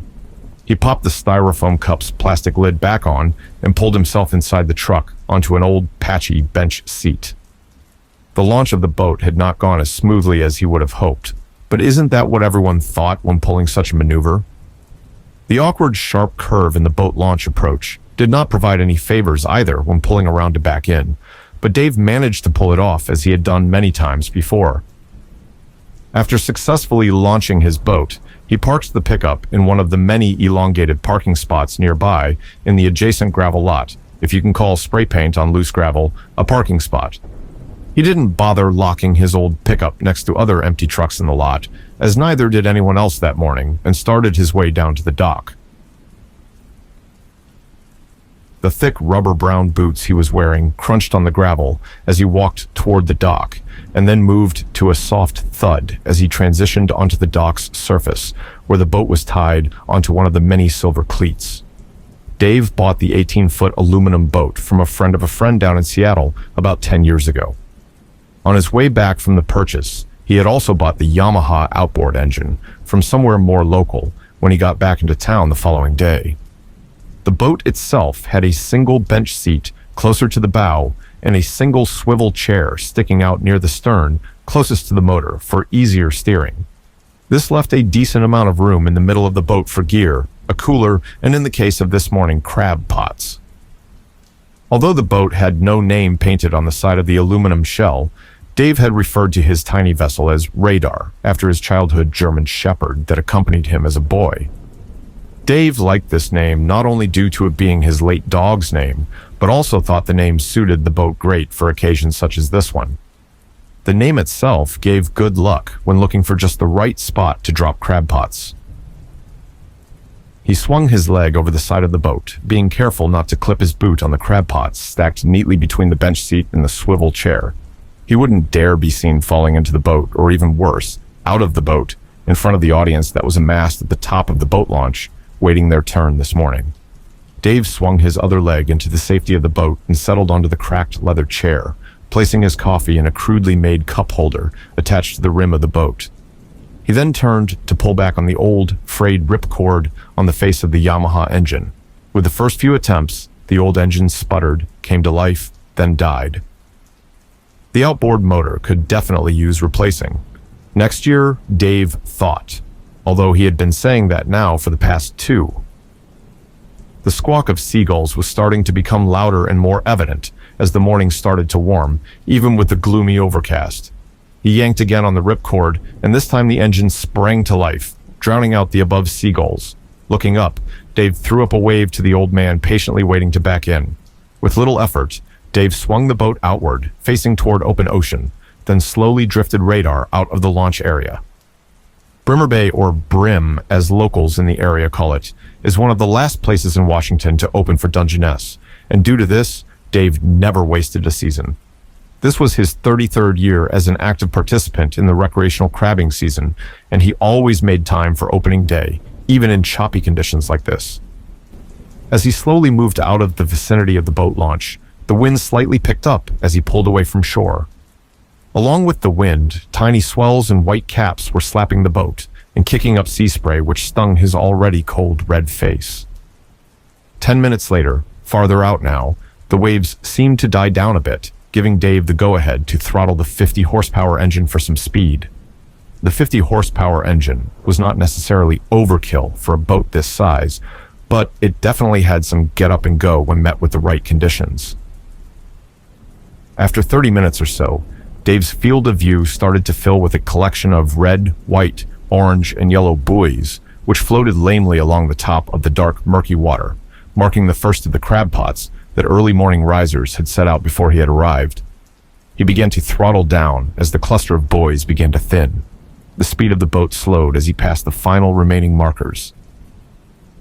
Red, yellow, red again, and then nothing. He continued on for another 5 minutes until he could barely see the last red buoy he had passed. "What do you think, Radar?" Dave asked aloud, addressing the boat as if it were his childhood dog. But Dave knew this was the spot. He killed the sputtering engine, and almost complete silence replaced the noise in his eardrums outside of the faint sound of seagulls in the distance and the small waves against the aluminum hull. This quiet could only be found when one was far enough from civilization. Dave relished it immensely. He even made the point of leaving his cell phone in the cab of his truck as to not distract him while he was out that morning. Dave took a swig of the now lukewarm coffee and placed it back into the crude cup holder. He did not know, but that was the last he would be sipping the coffee this morning, as what lay in a bucket in front of him would kill his appetite. He pulled over a sealed orange 5-gallon bucket that read Home Depot and broke open the seal of the lid. The smell from what was piled in the bucket almost knocked him back. The refrigeration from the past 2 days should have dampened some of the smell, but the salmon carcasses smelled as if they were never frozen at all, and in fact, were in the later stages of rot. Now that Dave thought about it, had he even plugged the garage freezer in? It had sat mostly empty this summer as he had otherwise no use for it. He had unplugged it in July in an effort to be more green, but in reality was just an effort to save some pennies on the power bill he probably wouldn't have missed anyway. Cursing his past self, he began to flex his hands into his Gore-Tex gloves. As he reached into the now open bucket to start filling the bait box of the first pot of the day, something caught his eye off to the starboard side of the boat, or in other words, his right, about 10 feet away. A thin stream of small bubbles was streaming up through the ocean depths and breaking on the surface of the water. This was not unusual to see out in the bay like this, as it can happen from a lot of different factors, but what was peculiar about this was that it was not a continuous stream in one spot, but a few different streams coming up in different lengths sporadically in an area about 3 feet wide. Dave allowed himself a 10 or 15-second gaze at the phenomenon before he started back on his work. As he again started cramming the bait box with the remnants of what used to be salmon, he began to hear what sounded like a small dribble coming from the same direction as the bubbles. The sound reminded him of a faucet that was ever so slightly turned on, leaking into a sink or bathtub, a steady dribble. He stared up again from the bait box. What was there now was more than a few thin lines of bubbles. It had now graduated into a growing number of bubbles coming up in a larger area, these slightly bigger than what he had seen before. "What in the world?" he muttered, standing up from the bucket. Dave was not what you would call a tall man, but the new vantage point and angle allowed him to see better through the reflection of gray clouds on the dark ocean water. Standing up, he had noticed now that the area in which he saw the bubbles was occurring in a much larger radius than he initially had thought. The area had to have been at least 8 feet in diameter and growing. Not only that, but was the slow dribbling noise getting louder? Dave craned his neck without moving his feet to not rock the boat and lose his balance. Behind him, a newly discovered crop of bubbles was quickly forming just a few feet away from the other side of the boat. The look on Dave's face had now changed from curiosity to dumbfounded, not yet scared, but damn well nervous. With that, it only took Dave a second or two to decide that maybe this was not the spot after all. He sat back down on the cracked leather swivel chair, removed the Gore-Tex gloves from his hands, and felt back for the ripcord, unable to take his eyes off the collection of bubbles slowly growing around him. The area of disruption was starting to overlap, where his boat stayed floating on the water. As the bubbles hit the bottom of the hull of the aluminum boat, the sound that was a slow dribble was beginning to grow so loud that it was all he could hear. The faint squawk of the seagulls and small waves he could no longer hear.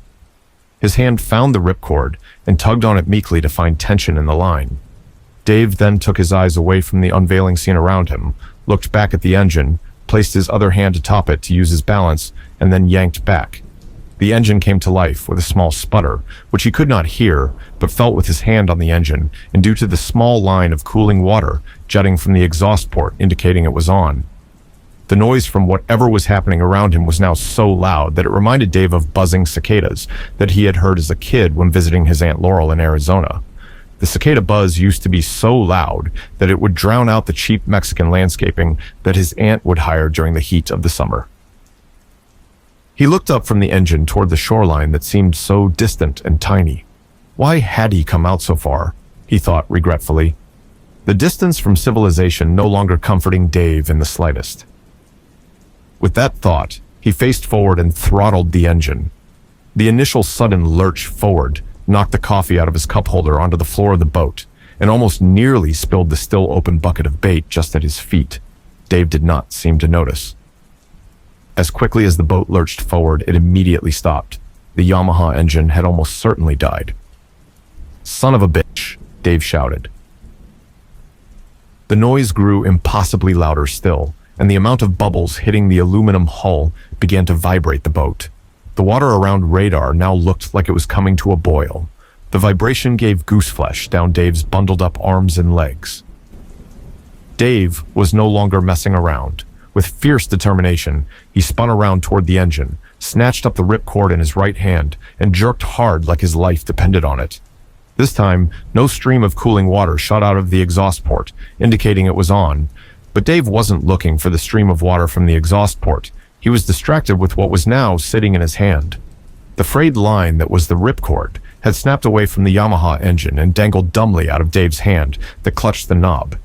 Dave stood unmoving, with a look of cold disbelief. It took a moment for his brain to kick back on.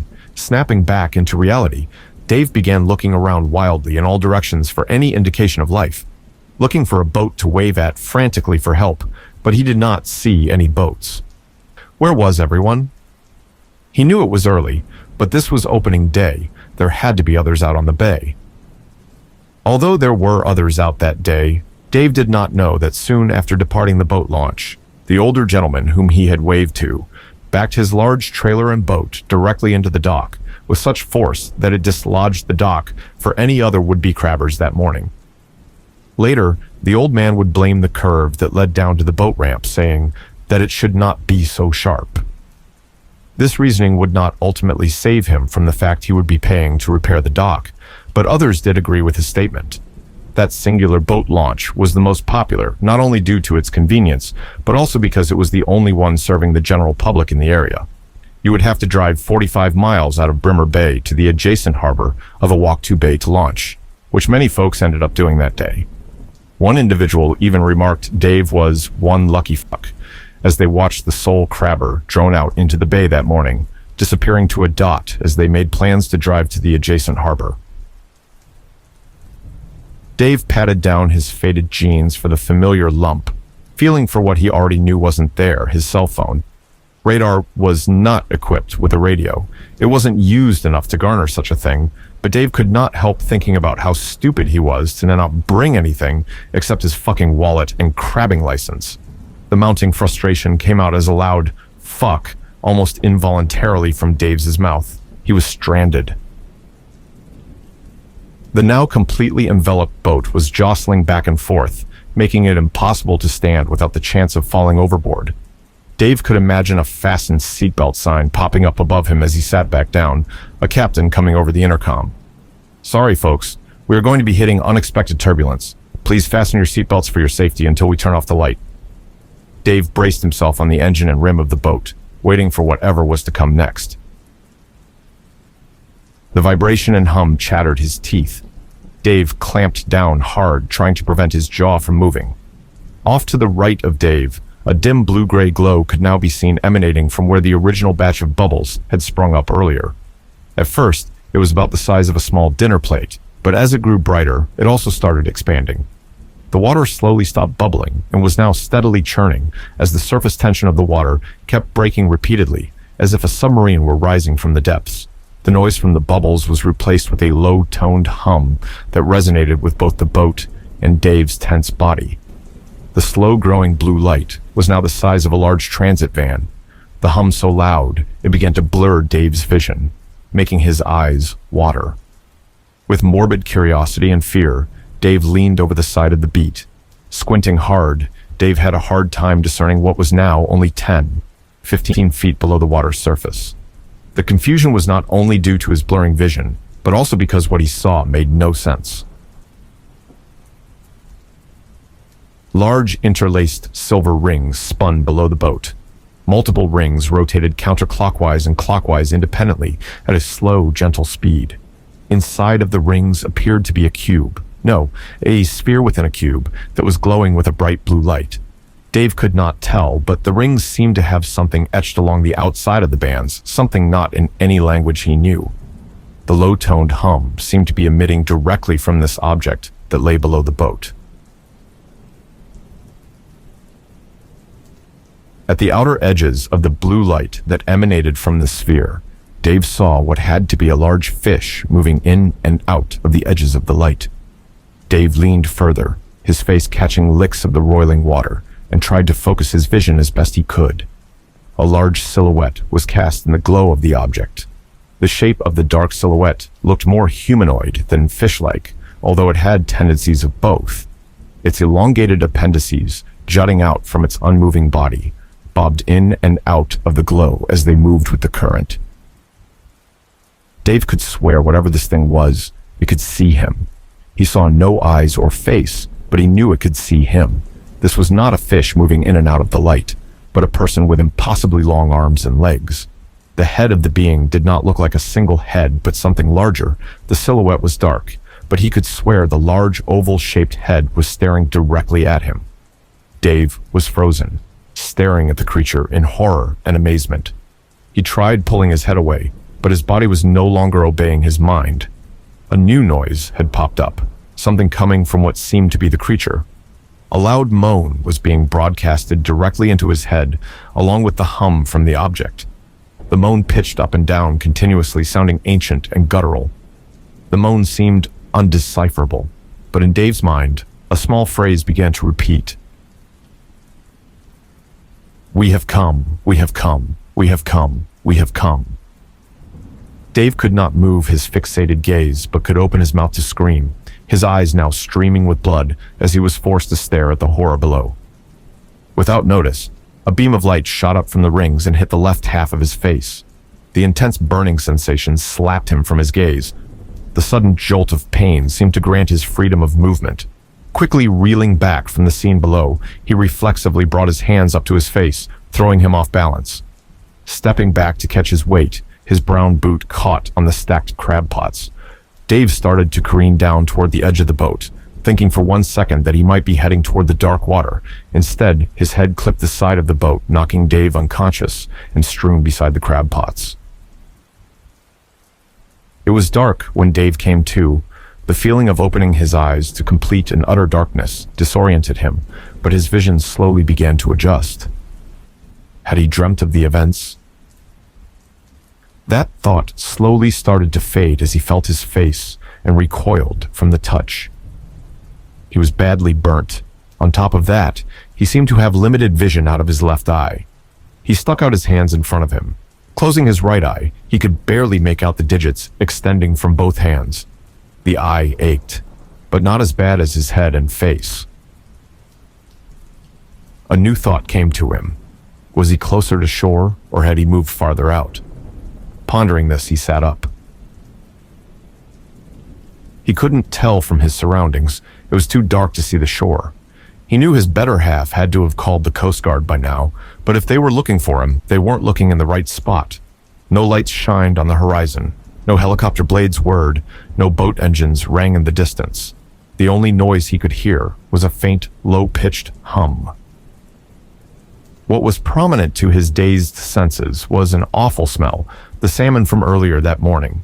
Stomach turning, half from the odor and half from the concussion he most certainly had. He threw the whole bucket into the water, which seemed to swallow up the worst of the smell. He dragged himself onto the bench seat, rubbing his temple, avoiding the burn covering his face. What was he to do now? Sit and wait.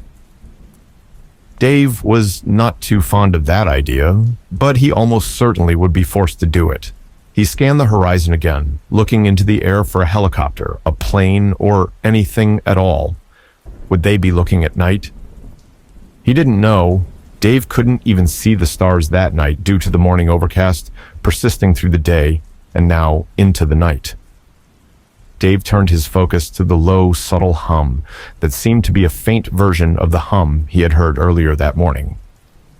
It no longer seemed to be emitting from the water below him.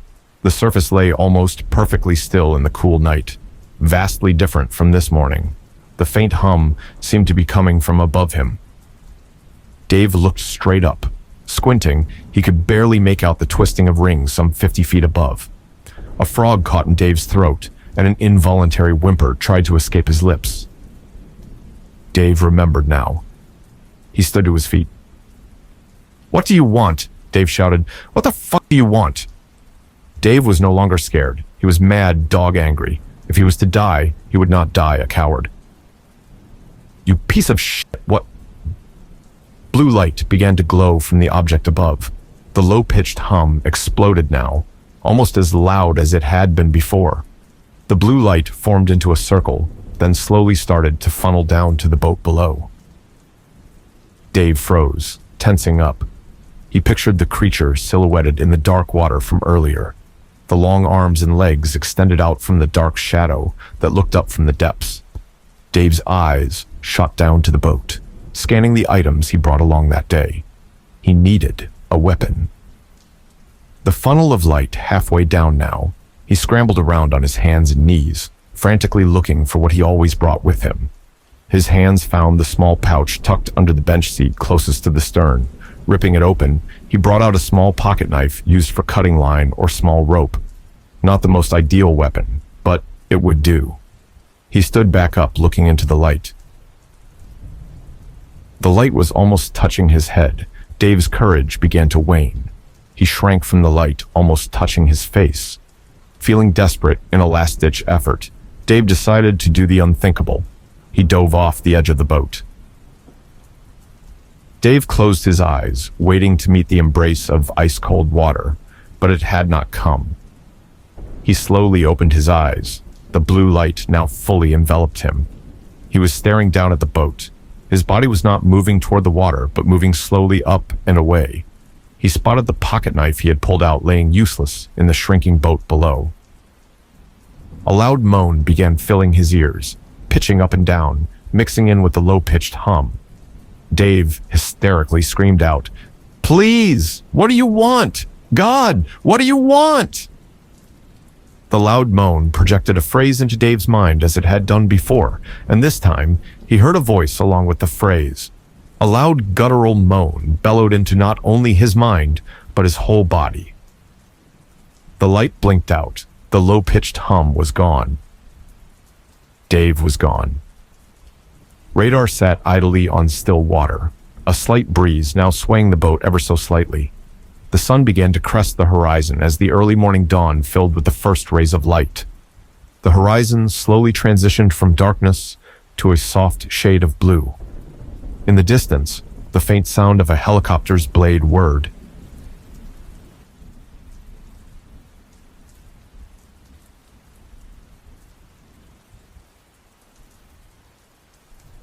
There is something wrong with my bees. The land had been a steal. 50 acres nestled in the quiet of West Virginia Appalachia for what felt like pocket change. I'd spent years dreaming of a place like this, somewhere I could finally start my apiary and embrace a life far from the noise of the city. And now I had it. Rolling hills, thick woods, a quiet valley with only the hum of bees to keep me company. When I first spotted the listing online, I figured it had to be a mistake. It was a 50-acre parcel, yet the price kept dropping with each year the listing stayed up. When I finally decided to reach out, I was surprised to hear back from a gruff-voiced realtor who sounded both eager and hesitant to get rid of it. He met me at the edge of the property on a misty, cool morning, his eyes darting around like we were being watched. As we walked the property, I asked the question that had been bugging me since I first saw the listing. Why hasn't anyone taken it yet? Most people around here think it's cursed, he replied, not meeting my eyes. Coal mine on the far end of the property collapsed some 60 years back. Owner who inherited it lost his family to it. Moved off the land after that and never wanted to come back. He shifted his weight, kicking at the dirt. He just needs the money now, but most folks won't touch it. He looked back at me, and I could tell he thought I'd run from the sale right then and there, but I wasn't one for superstition. For me, it was just cheap land with a history I wasn't part of, so I signed. The house was solid enough for something built in the 40s, though it carried the wear and tear of every Appalachian winter it had endured since. The front door had a stubborn gap. The walls wore rough patches where sealant had tried to cover long-standing cracks, and the appliances seemed as mismatched as they could be, thrown together as an update by the previous owner. Still, it felt like home. After settling in, I spent my savings on a few dozen hive boxes in Queens. I'd sourced bees from apiaries all over the state, setting them up across my property in carefully spaced groups, just far enough from the old mine. The countryside was idyllic, and I fell in love with the untamed beauty of the mountains. Each person I met, though, seemed to carry that same look of unease when they found out where I lived. The warnings all sounded the same. Don't go into the woods after dark, or keep your doors locked at night. When I asked if it was because of bears, they'd glance away and mutter about fey spirits or even the Mothman. I'd smile, nod, and let them tell their tales, chalking it up to local superstition. The first year went by smoothly. My bees thrived, drawn to the untouched wildflowers and the perfect isolation.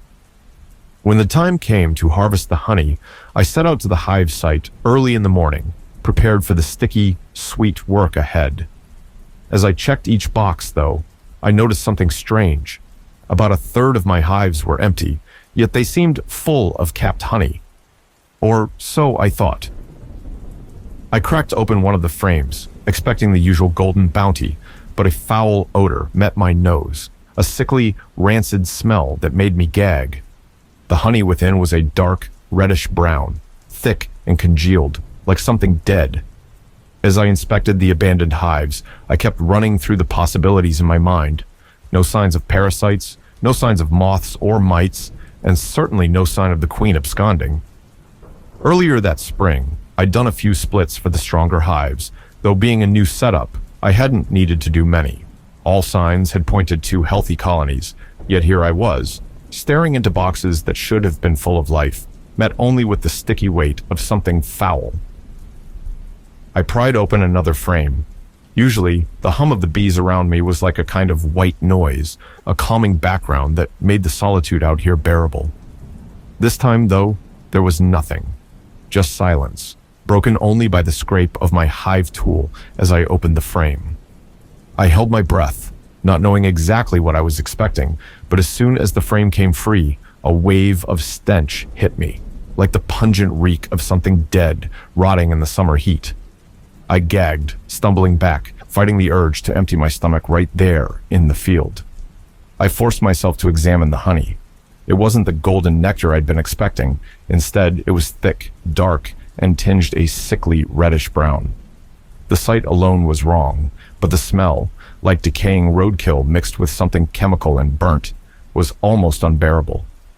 I took a marker from my pocket, labeling the infected hives in quick, shaky strokes, then turned to my healthy hives, hoping for something better. But even the healthy hives weren't right. I'd chosen Italian honeybees, known for their calm demeanor, yet today they buzzed in a low, angry hum, a noise that buzzed through my nerves. The bees seemed almost disturbed. Each frame I pulled had bees frantically crawling over one another, and as I moved to collect honey, several stung me, more in one morning than I'd experienced in all my time keeping them. I chalked it up to bad luck, but couldn't shake the feeling that it was something more. I left extra honey in each hive, sure that they would need every drop of it in the cold months to come. With what I'd managed to salvage, I made the first of several trips into a small barn on the edge of the property I'd converted into my extraction room. The barn was a little sanctuary, just far enough from the hives that I could work undisturbed. As I processed the honey over the next few days, though, a troubling pattern emerged. Every time I went back to the hives, fewer and fewer bees buzzed around. My extractor spun the healthy honey just fine, and the thick liquid poured out in smooth ribbons, golden and sweet, exactly as it should have been. It tasted like honey should, clinging to my fingers and dripping in slow streams like molasses. Yet, each time I saw the dwindling numbers of bees, that sickening image of the reddish-brown honey lingered in my mind, an unspoken warning in the silence of my emptying hives. Days passed, and I kept asking myself the same question, a nagging worry that wouldn't let go. Where were all my bees going? On my last day of extraction, I lost track of time, the sun slipping below the horizon, as I finished bottling the final jar.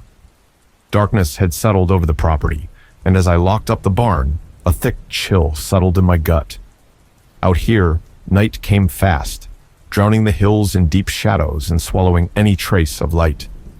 I wasn't afraid of bogeymen or the local legends whispered by folks in town, but bears were another story. Still, the walk back to the house was short enough, so I tucked my head down and started off at a steady pace. As I moved, though, the feeling crept up, the same uneasy sensation I remembered from childhood when I'd turn off the basement light and dash up the stairs, convinced something was waiting in the dark behind me.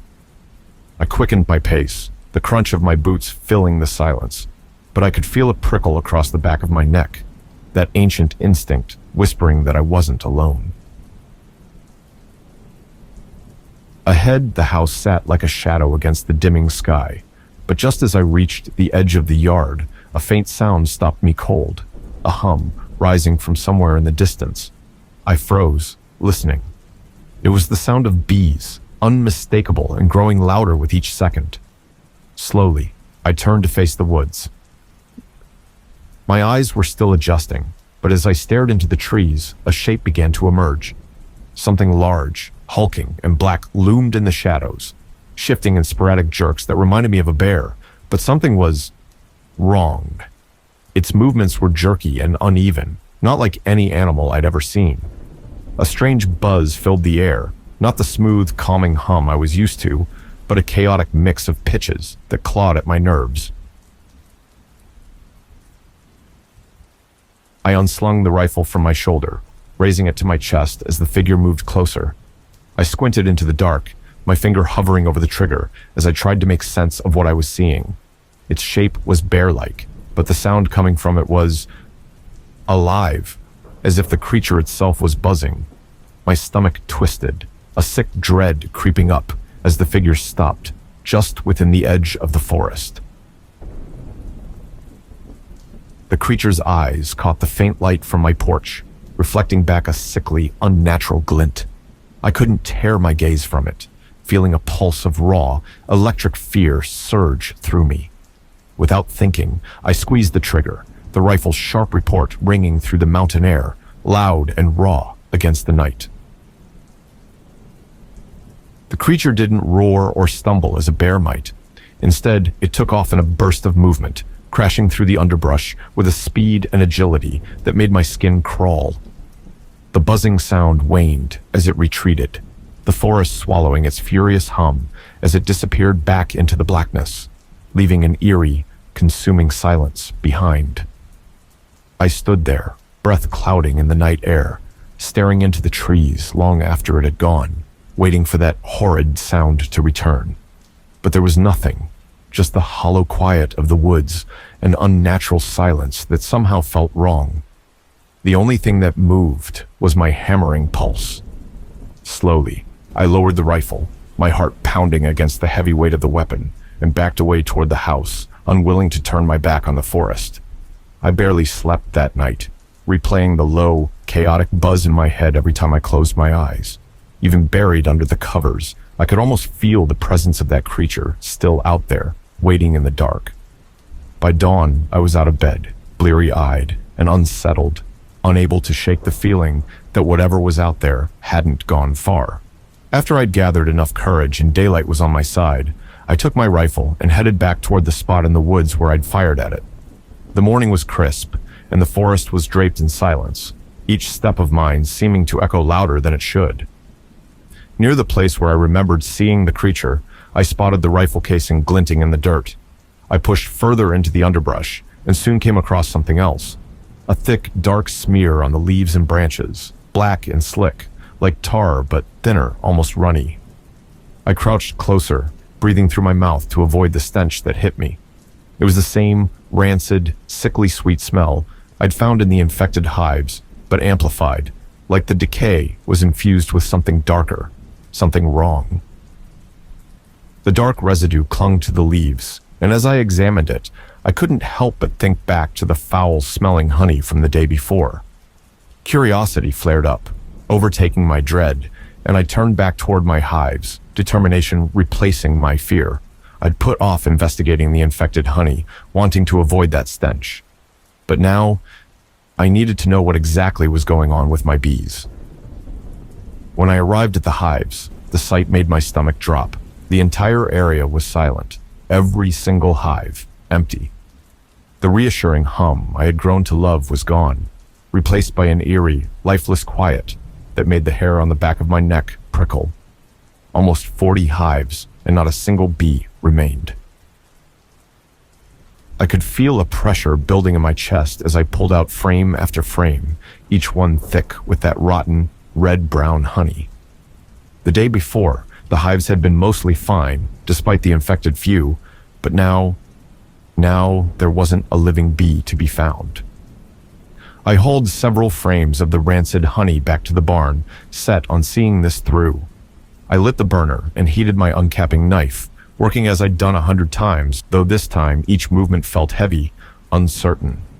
The wax caps melted under the blade, but instead of the sweet, floral scent that usually filled the air, a stench like rotting flesh wafted up, thick and almost tangible.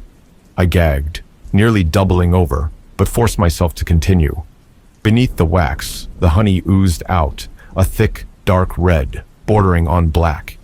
It clung to the knife like coagulated blood, the smell intensifying with each cut I made.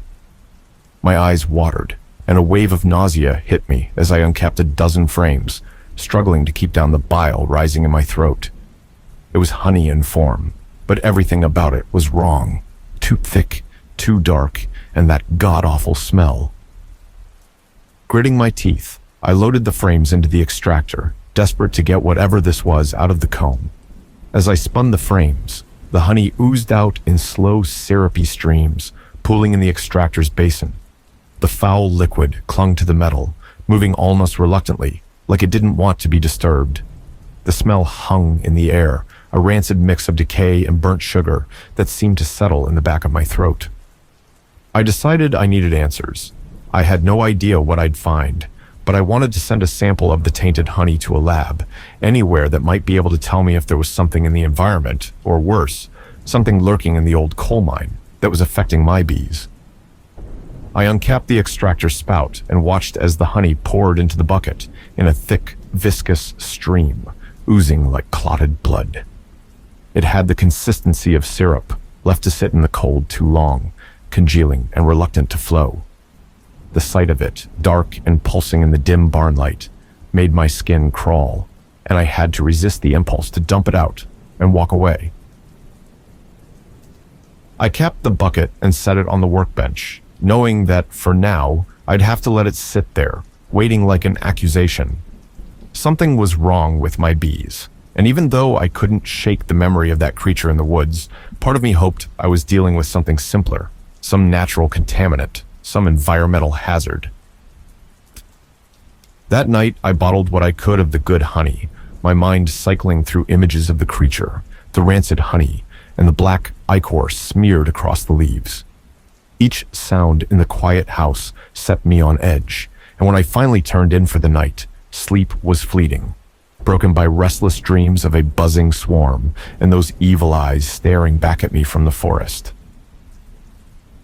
Sometime deep into the night, a loud crash jolted me awake. My heart hammered as I lay there, listening, hoping it was just some stray branch or the wind.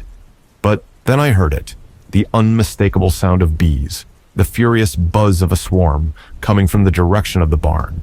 Cursing myself for not bringing my beekeeping suit inside, I threw on my clothes, grabbed my rifle and flashlight, and slipped out the back door.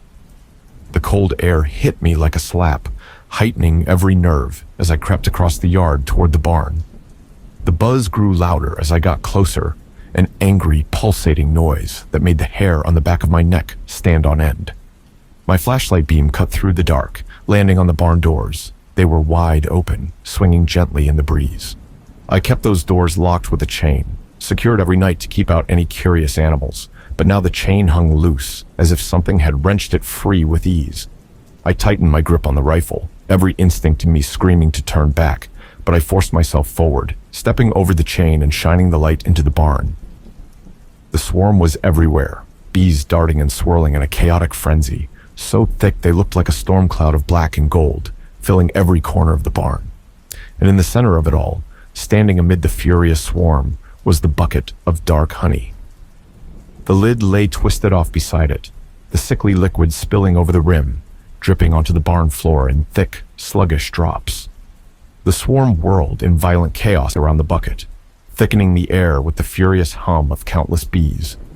They buzzed erratically, their sound jagged and unnatural, as if something monstrous was twisting their very essence.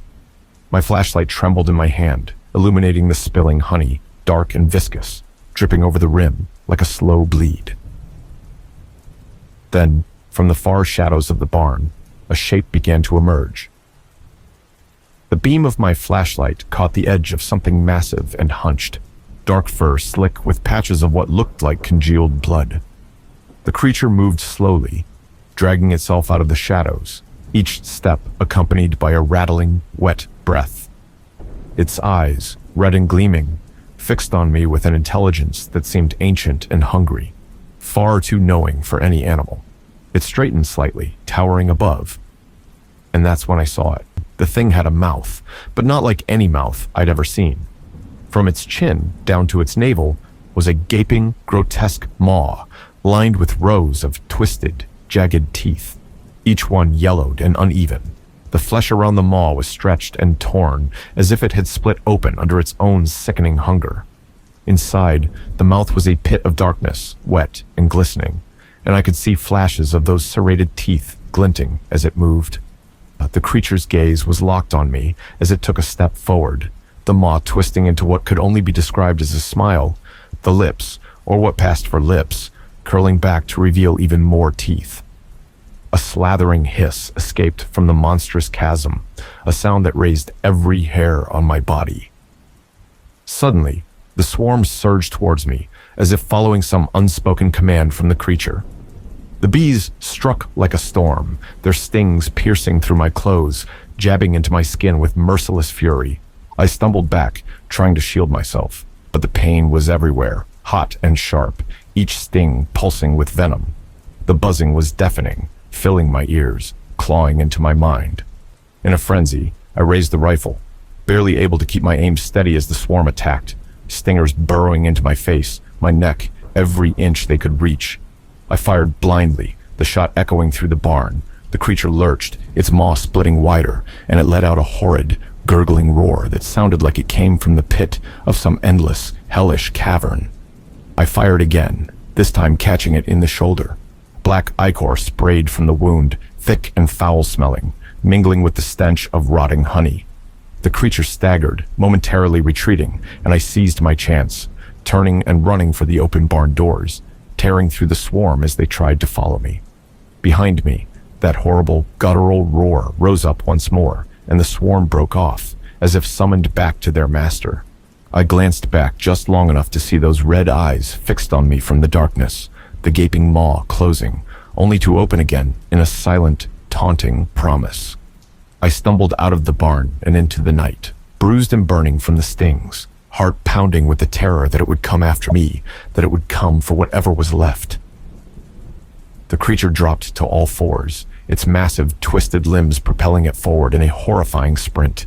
I barely had time to react, my body operating on pure instinct as I fired 2 more rounds, the shots ringing out sharp and loud in the night air.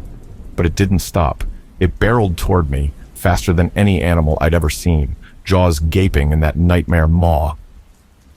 I turned and ran, adrenaline surging as I tore across the yard toward the house. The barn was far behind me now, but the stings from the bees still burned, searing into my skin with each step.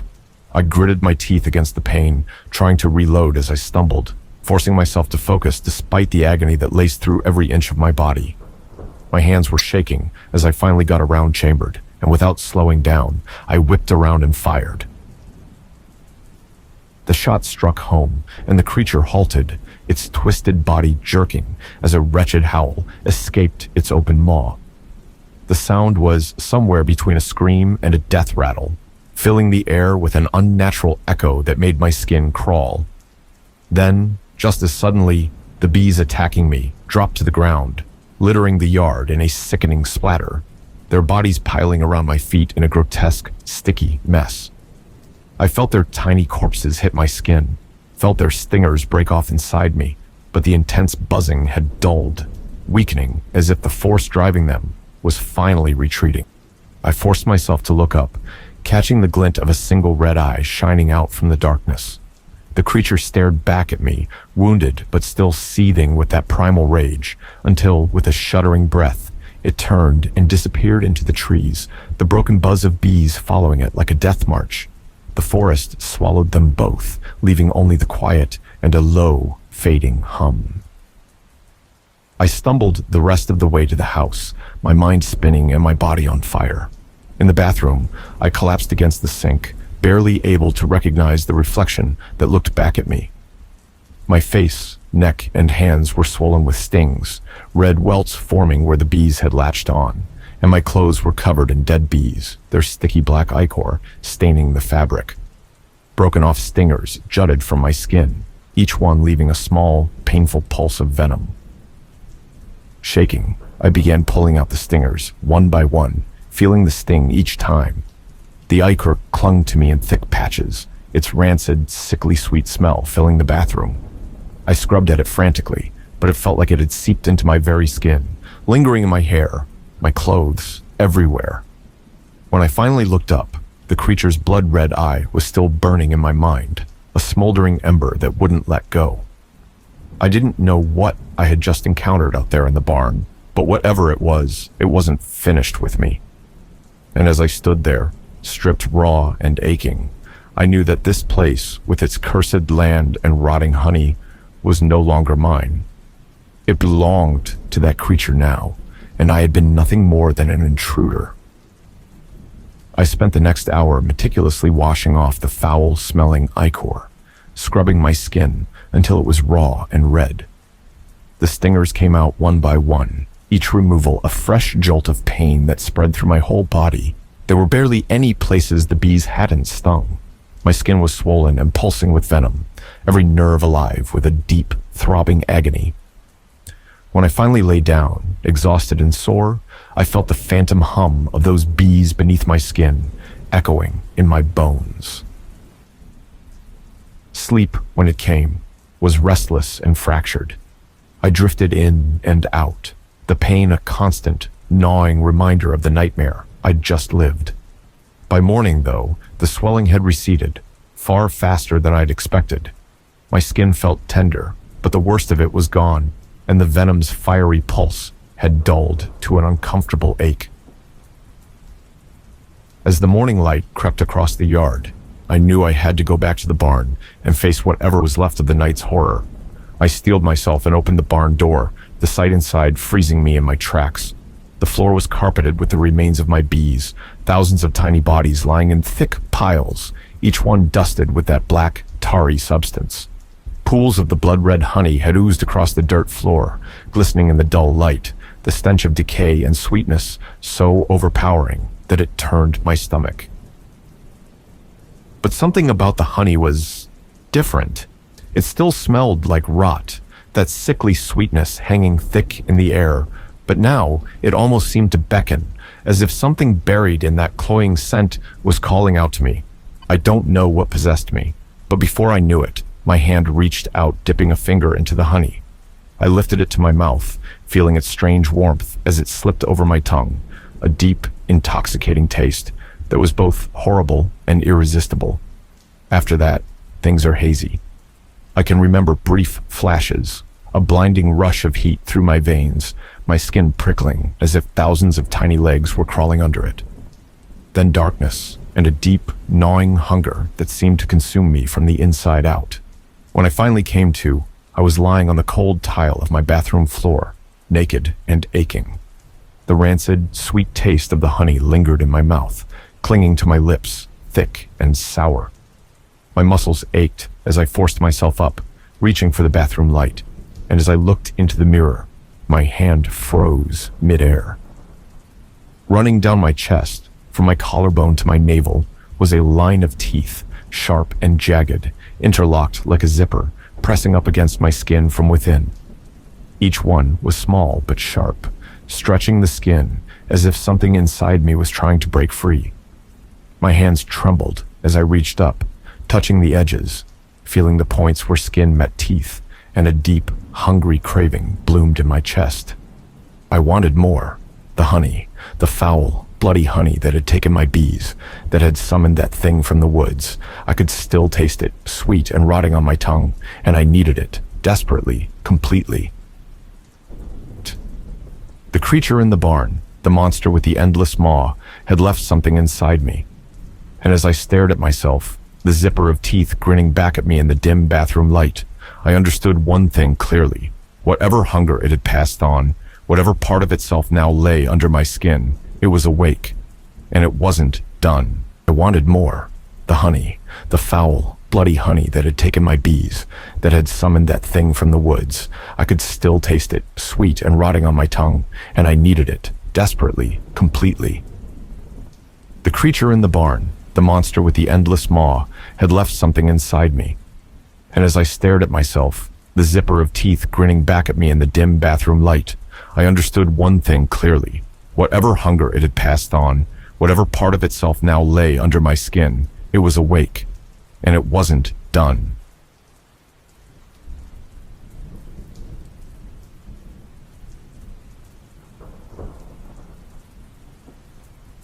The backroads. The masked lurker. Thinking about things you shouldn't is an established trait among humans. Whether we developed that horrid trait through evolution or it just being a part of us that we always had, I don't know, but I hate it. It sucks, and it sucks more when you need just to let go of those certain events. However, on the road trapped in the Evernight, it's an impossibility. One does not simply erase horrors from the mind, no matter how hard they try. But luckily you can distract yourself. You can let your mind wander while driving for hours in the dark. My routine would consist of podcasts blasting music like a sane person. The one thing I'd recommend is to not fuel that burning desire to dwell on those bad thoughts or memories. Don't be stupid and listen to horror videos or true crime podcasts.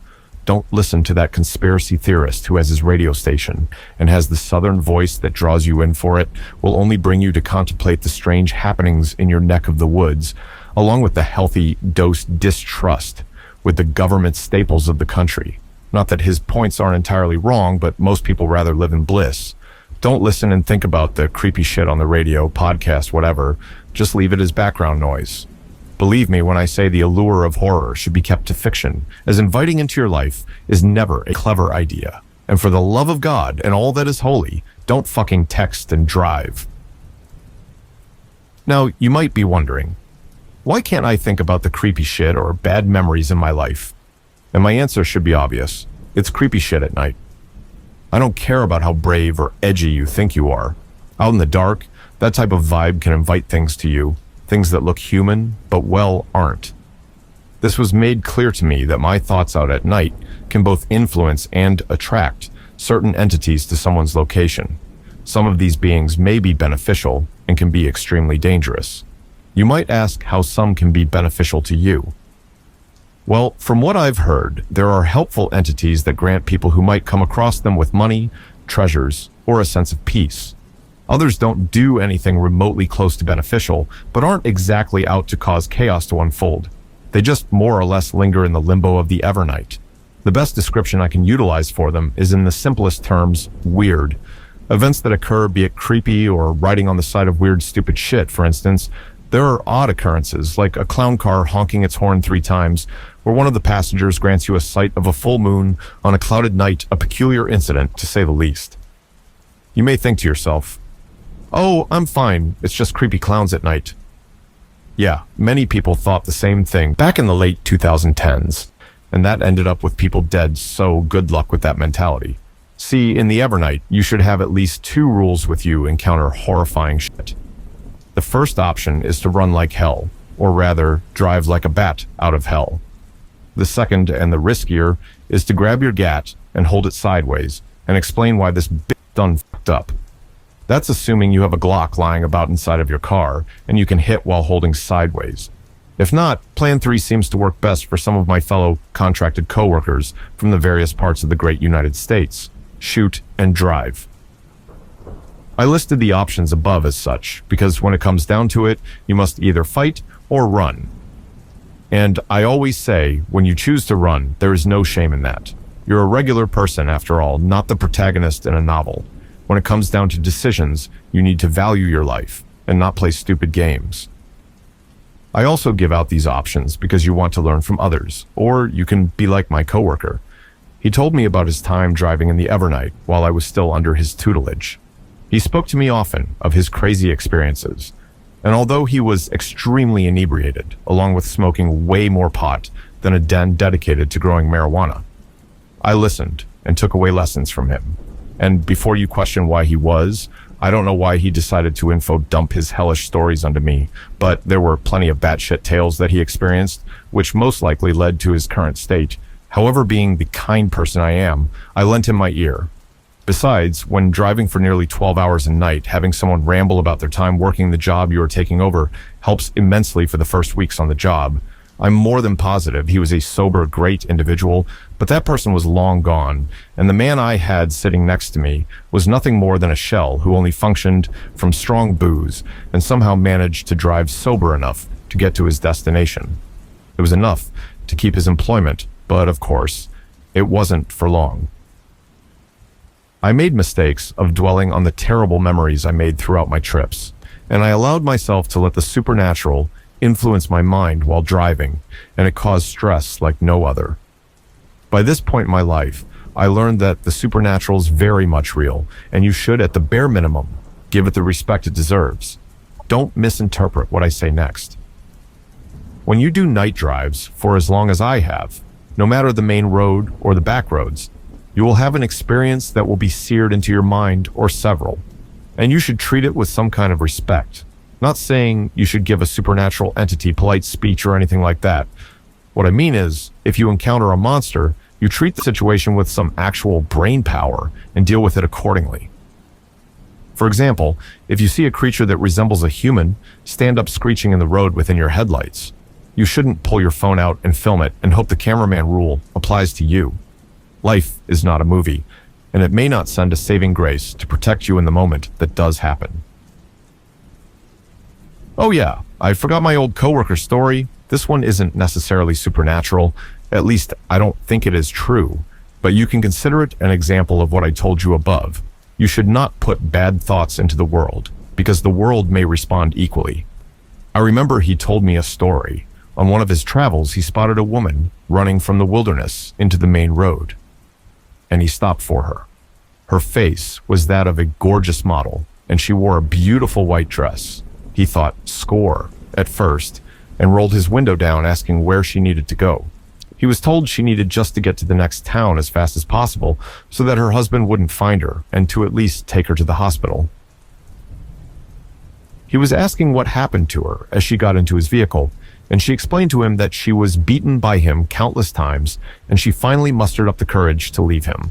She fled with a friend who she trusted, and when her husband found her, he beat her and the friend up and shot his friend. She ran away and got a ride from an Uber, but the Uber wouldn't take her that far after they were shot at, so she fled down the road and into the wilderness. Feeling horrible for her, he sped off telling her she'd be fine and that she would be taken to the hospital, and the police notified.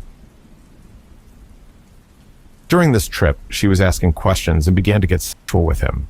She was being overly flirtatious, and despite his better judgment, he let his little brain get the better of him. While they started getting a little busy, he had undone her dress, only to discover that she had bullet wounds and stab wounds in her stomach. When he saw this, the woman grew angry. She began screeching while grasping at his throat. Screaming, he tried getting her off and out of the vehicle, only to wake up in the truck alone on the side of the road parked. The only thing he had was the scent of her lingering and the blood still all over his clothes. Driving away, he shuddered in fear. That was the story I remembered on one of my trips. It was a Friday night. I got my coffee and grabbed my keys to pack up the vehicle they provided me at this old military building that was repurposed for whatever the company uses it for now. I was told to take the supplies they had ready to another contractor in a city a few hours up and come back with some supplies they had in their vehicle. The job was simple: swap the goods and get back down. If anything else was required, they would inform me through text and send me. Simple enough, normal stuff. Everything that this company takes always goes back to this lab up in a big city, and we are sent to collect the items or trade, whatever. Essentially, we are mostly contract couriers. The job was as simple as they come, and so I made my way to grab what I needed to form the hospital as directed. I soon began my long drive into the endless blackness of the Evernight with nothing but the destination in mind. I drove on with music playing and thoughts of what horrors may come to play tonight. That was the wrong thought, because that was the day I witnessed the first untimely deaths on the road. My mind was racing at the story my coworker told me before I was a free man doing these jobs on my own. It wasn't creepy. but I wouldn't know what to do in that situation. Not the horny woman in the car. But if someone was riding with me and suddenly attacked me, or met someone on the side of the road who needed my help. As for my story, I vividly remember that night. It was 23:37. I was going about 87 miles an hour on the empty backroads. They were considered to be the new long toll roads, however, due to the pricing, no one ever took them. Eventually, they became free. However, still, due to being so far out, no one took them. There was a bend in the road with overgrown grass alongside a hill, which was the reason I didn't see the hazard lights on the road, and they weren't far at all. Slamming the brakes, I came to a halt a little way from the vehicle, and my adrenaline spiked at the sudden action I had to take as I contemplated what could have happened had my reaction been a second slower. I would have collided with the vehicle and at best, very injured or worse, a direct collision with the car. Illuminating the area with my high beams, I discerned a lone white Toyota Camry obstructing the road. Inside, there were figures slumped in their seats with red stains on the window. My instincts took over as I unbuckled my seatbelt, opened the passenger storage compartment for first aid, and quickly placed it in the center console. Picking up my head and turning for my door, I looked out into the night through the window, and there, briefly illuminated by the hazard lights, was a dark figure hidden slightly in the brush. I paused my movement and stared, waiting for the lights to flicker on again. As they did, I saw the figure looking at me tilt its head slightly, curious if it was spotted. It was pure luck, I noticed. The figure crouched in the grass divider, tucked by some of that thick brush, but it was close enough to notice. My mind raced with thoughts. Asterisk, what should I do?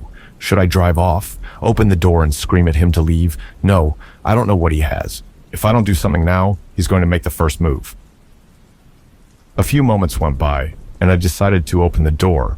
I steadied my breathing while cursing myself for doing something that could get me killed. The moment I opened the door and exited, I pulled out my gun from its holster and turned my weapon light to expose the figure, locking in with my red dot sight. During the few seconds I'd opened my door and stepped out, the figure had stood up but froze the moment. I turned that beam on and placed a hand up, blocking the light in his other hand. I took full notice of his still dripping red, liquid-stained large knife. I held my position and demanded what he wanted from me. No verbal response was given. However, his actions did give a response. He made a slicing motion on his neck as he took a step forward toward me. He must have thought I had a regular flashlight, because he continued to step towards me as I yelled for him to stop. I shouted as loud as I could for him to stop moving. Even though he was a decent distance away from where I was, a dead sprint from his distance is still dangerous, because bullets don't stop someone immediately. When he continued to move to me slowly, methodically, this was something he was well versed in doing many, many times. I shouted for him to drop the knife, and by his fourth step, he stopped. I think he finally took notice that what was in my hand wasn't a normal light. The moment he ceased all movement, and that granted me precious seconds of planning. From the looks of it, I could shoot this hooded figure dead and be cleared of any wrongdoing, or I could get back into the vehicle and run away and never think about this again. Another part of me just screamed for me to shoot him and end his life. Whatever bravery the hooded figure showed earlier, he certainly lost it all, as the gun was reason enough to not pick this would-be prey tonight. And that was good enough for me. He took a few steps back and gave me a small wave as he casually walked away. After he got further into the grass, he gently removed the hood to show a blank mask, one of those party masks you get at a party store. The white mask had noticeable red stains scattered all over the left cheek, and to contrast the messy left side was just one long, bloody tear coming down from the right eye slit. After fading into the darkness, I called the police and waited for them to get there. During that time, I inspected the body that was in the car. Staring up into the car was a handsome young man who was holding his neck. Blood splayed across his shirt and fear painted on his face. The multiple stab wounds in his chest indicated the cause of death. In the passenger seat was a beautiful woman who was coughing up blood, reaching for the door handle, gurgling still and crying in pain, whimpering at the sight of me. I heard her cries as I ran to my car and grabbed a first aid bag. I ran to the side of the car, put on the emergency gloves, and pulled out gauze and other first aid equipment. I opened the door and assisted her out of the car, hearing her cry, holding onto me as her blood pooled onto me. I pulled her to the light of the vehicle and began first aid. She was trying to tell me something, however, I didn't understand her at all. She pointed to her stomach and told me, "It hurts. Scared," she said in gurgled breaths. I tried to do everything I could to prevent the bleeding from continuing, however, I didn't know how long she may have.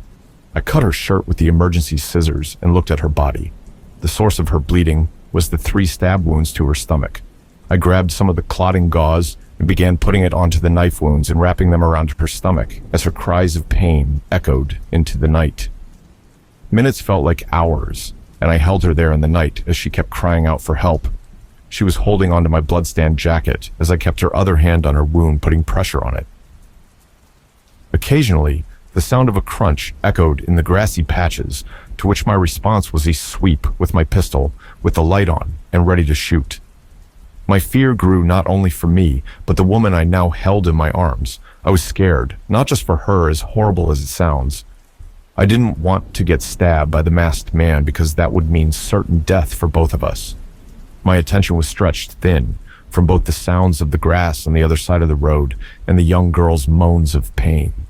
The bleeding wouldn't stop, so I had to help her the best way I knew how, pulling more of the first aid out, applying more of the gauze on her wound, and pushing her into the recovery position.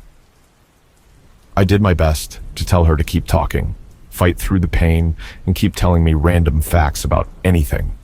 My goal was to keep her away from death for as long as I could. The growing fear that I would be the last person on this planet to see her before she died was becoming a reality the longer I waited for the police.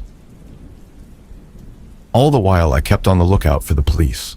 Finally, after what felt like a lifetime, both law enforcement came alongside an ambulance. The relief of seeing those red and blue lights was unlike any other. I put my gun quickly away as I exclaimed to the woman she would be okay. I saw one of the medical personnel get out of the vehicle, one quickly walk over to her. While I moved aside for them, I didn't take note of who it was, but one of the people grabbed me and promptly shoved me into the Camry. It then hit me as the cold steel of the handcuffs placed on me. My mind registered it was a police officer who was now reading me my rights. As he was shouting at me, I could only stare into the shocked expression of the young man who lifelessly sat in the car in front of me. I could only recall being shoved into the car twice over and the cops screaming at me, demanding, "What happened to him? Tell me, damn it." Finally, after what felt like what would have been another bashing, the man's motion abruptly stopped, and a female voice asked me to explain myself as I felt the strong grips of the man loosen and drop away from my arms. Turning my head to her, I looked at the man who cuffed and slammed my head into the car. The startling realization that he looked remarkably like the young boy in the car. With tears rolling down his cheek, I understood his frustration. The female officer took me and guided me to her car, where we spoke of my encounter. I told her what had happened, mentioning how I just saw a hooded figure walk away from me waving goodbye. She shook her head in disbelief, however. Even if my brief explanation didn't give them much to work, it did seem to clear me of any involvement other than being the unlucky individual who stumbled upon the scene. She said to me, "You know she might make it, and it's thanks to you. You're a hero." I looked at her, almost disgusted by the word. I was not a hero, that is for sure.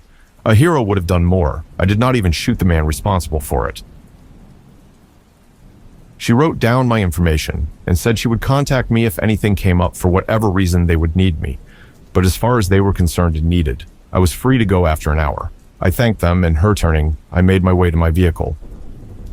Driving off, I looked back at the eerie sight of the red and blue flashing lights of the EMS, swallowing the hazard lights, which were losing their power and fading into small, faint orange lights by now. I felt regret hit me, a sort of heaviness in my chest. The thing I noticed when I was there was how in the car I noticed their phones, purses, and even his backpack inside the car were not messed with just those 2 individuals who were murdered. They were just prey to a monster in human skin within the Evernight. It was not a robbery gone wrong. It was just murder for the sake of murder. That experience gave me a rush I didn't want to feel. The cold feeling of adrenaline flowing through my body as I was thrust into a fight or flight response coincided with the painful guilt.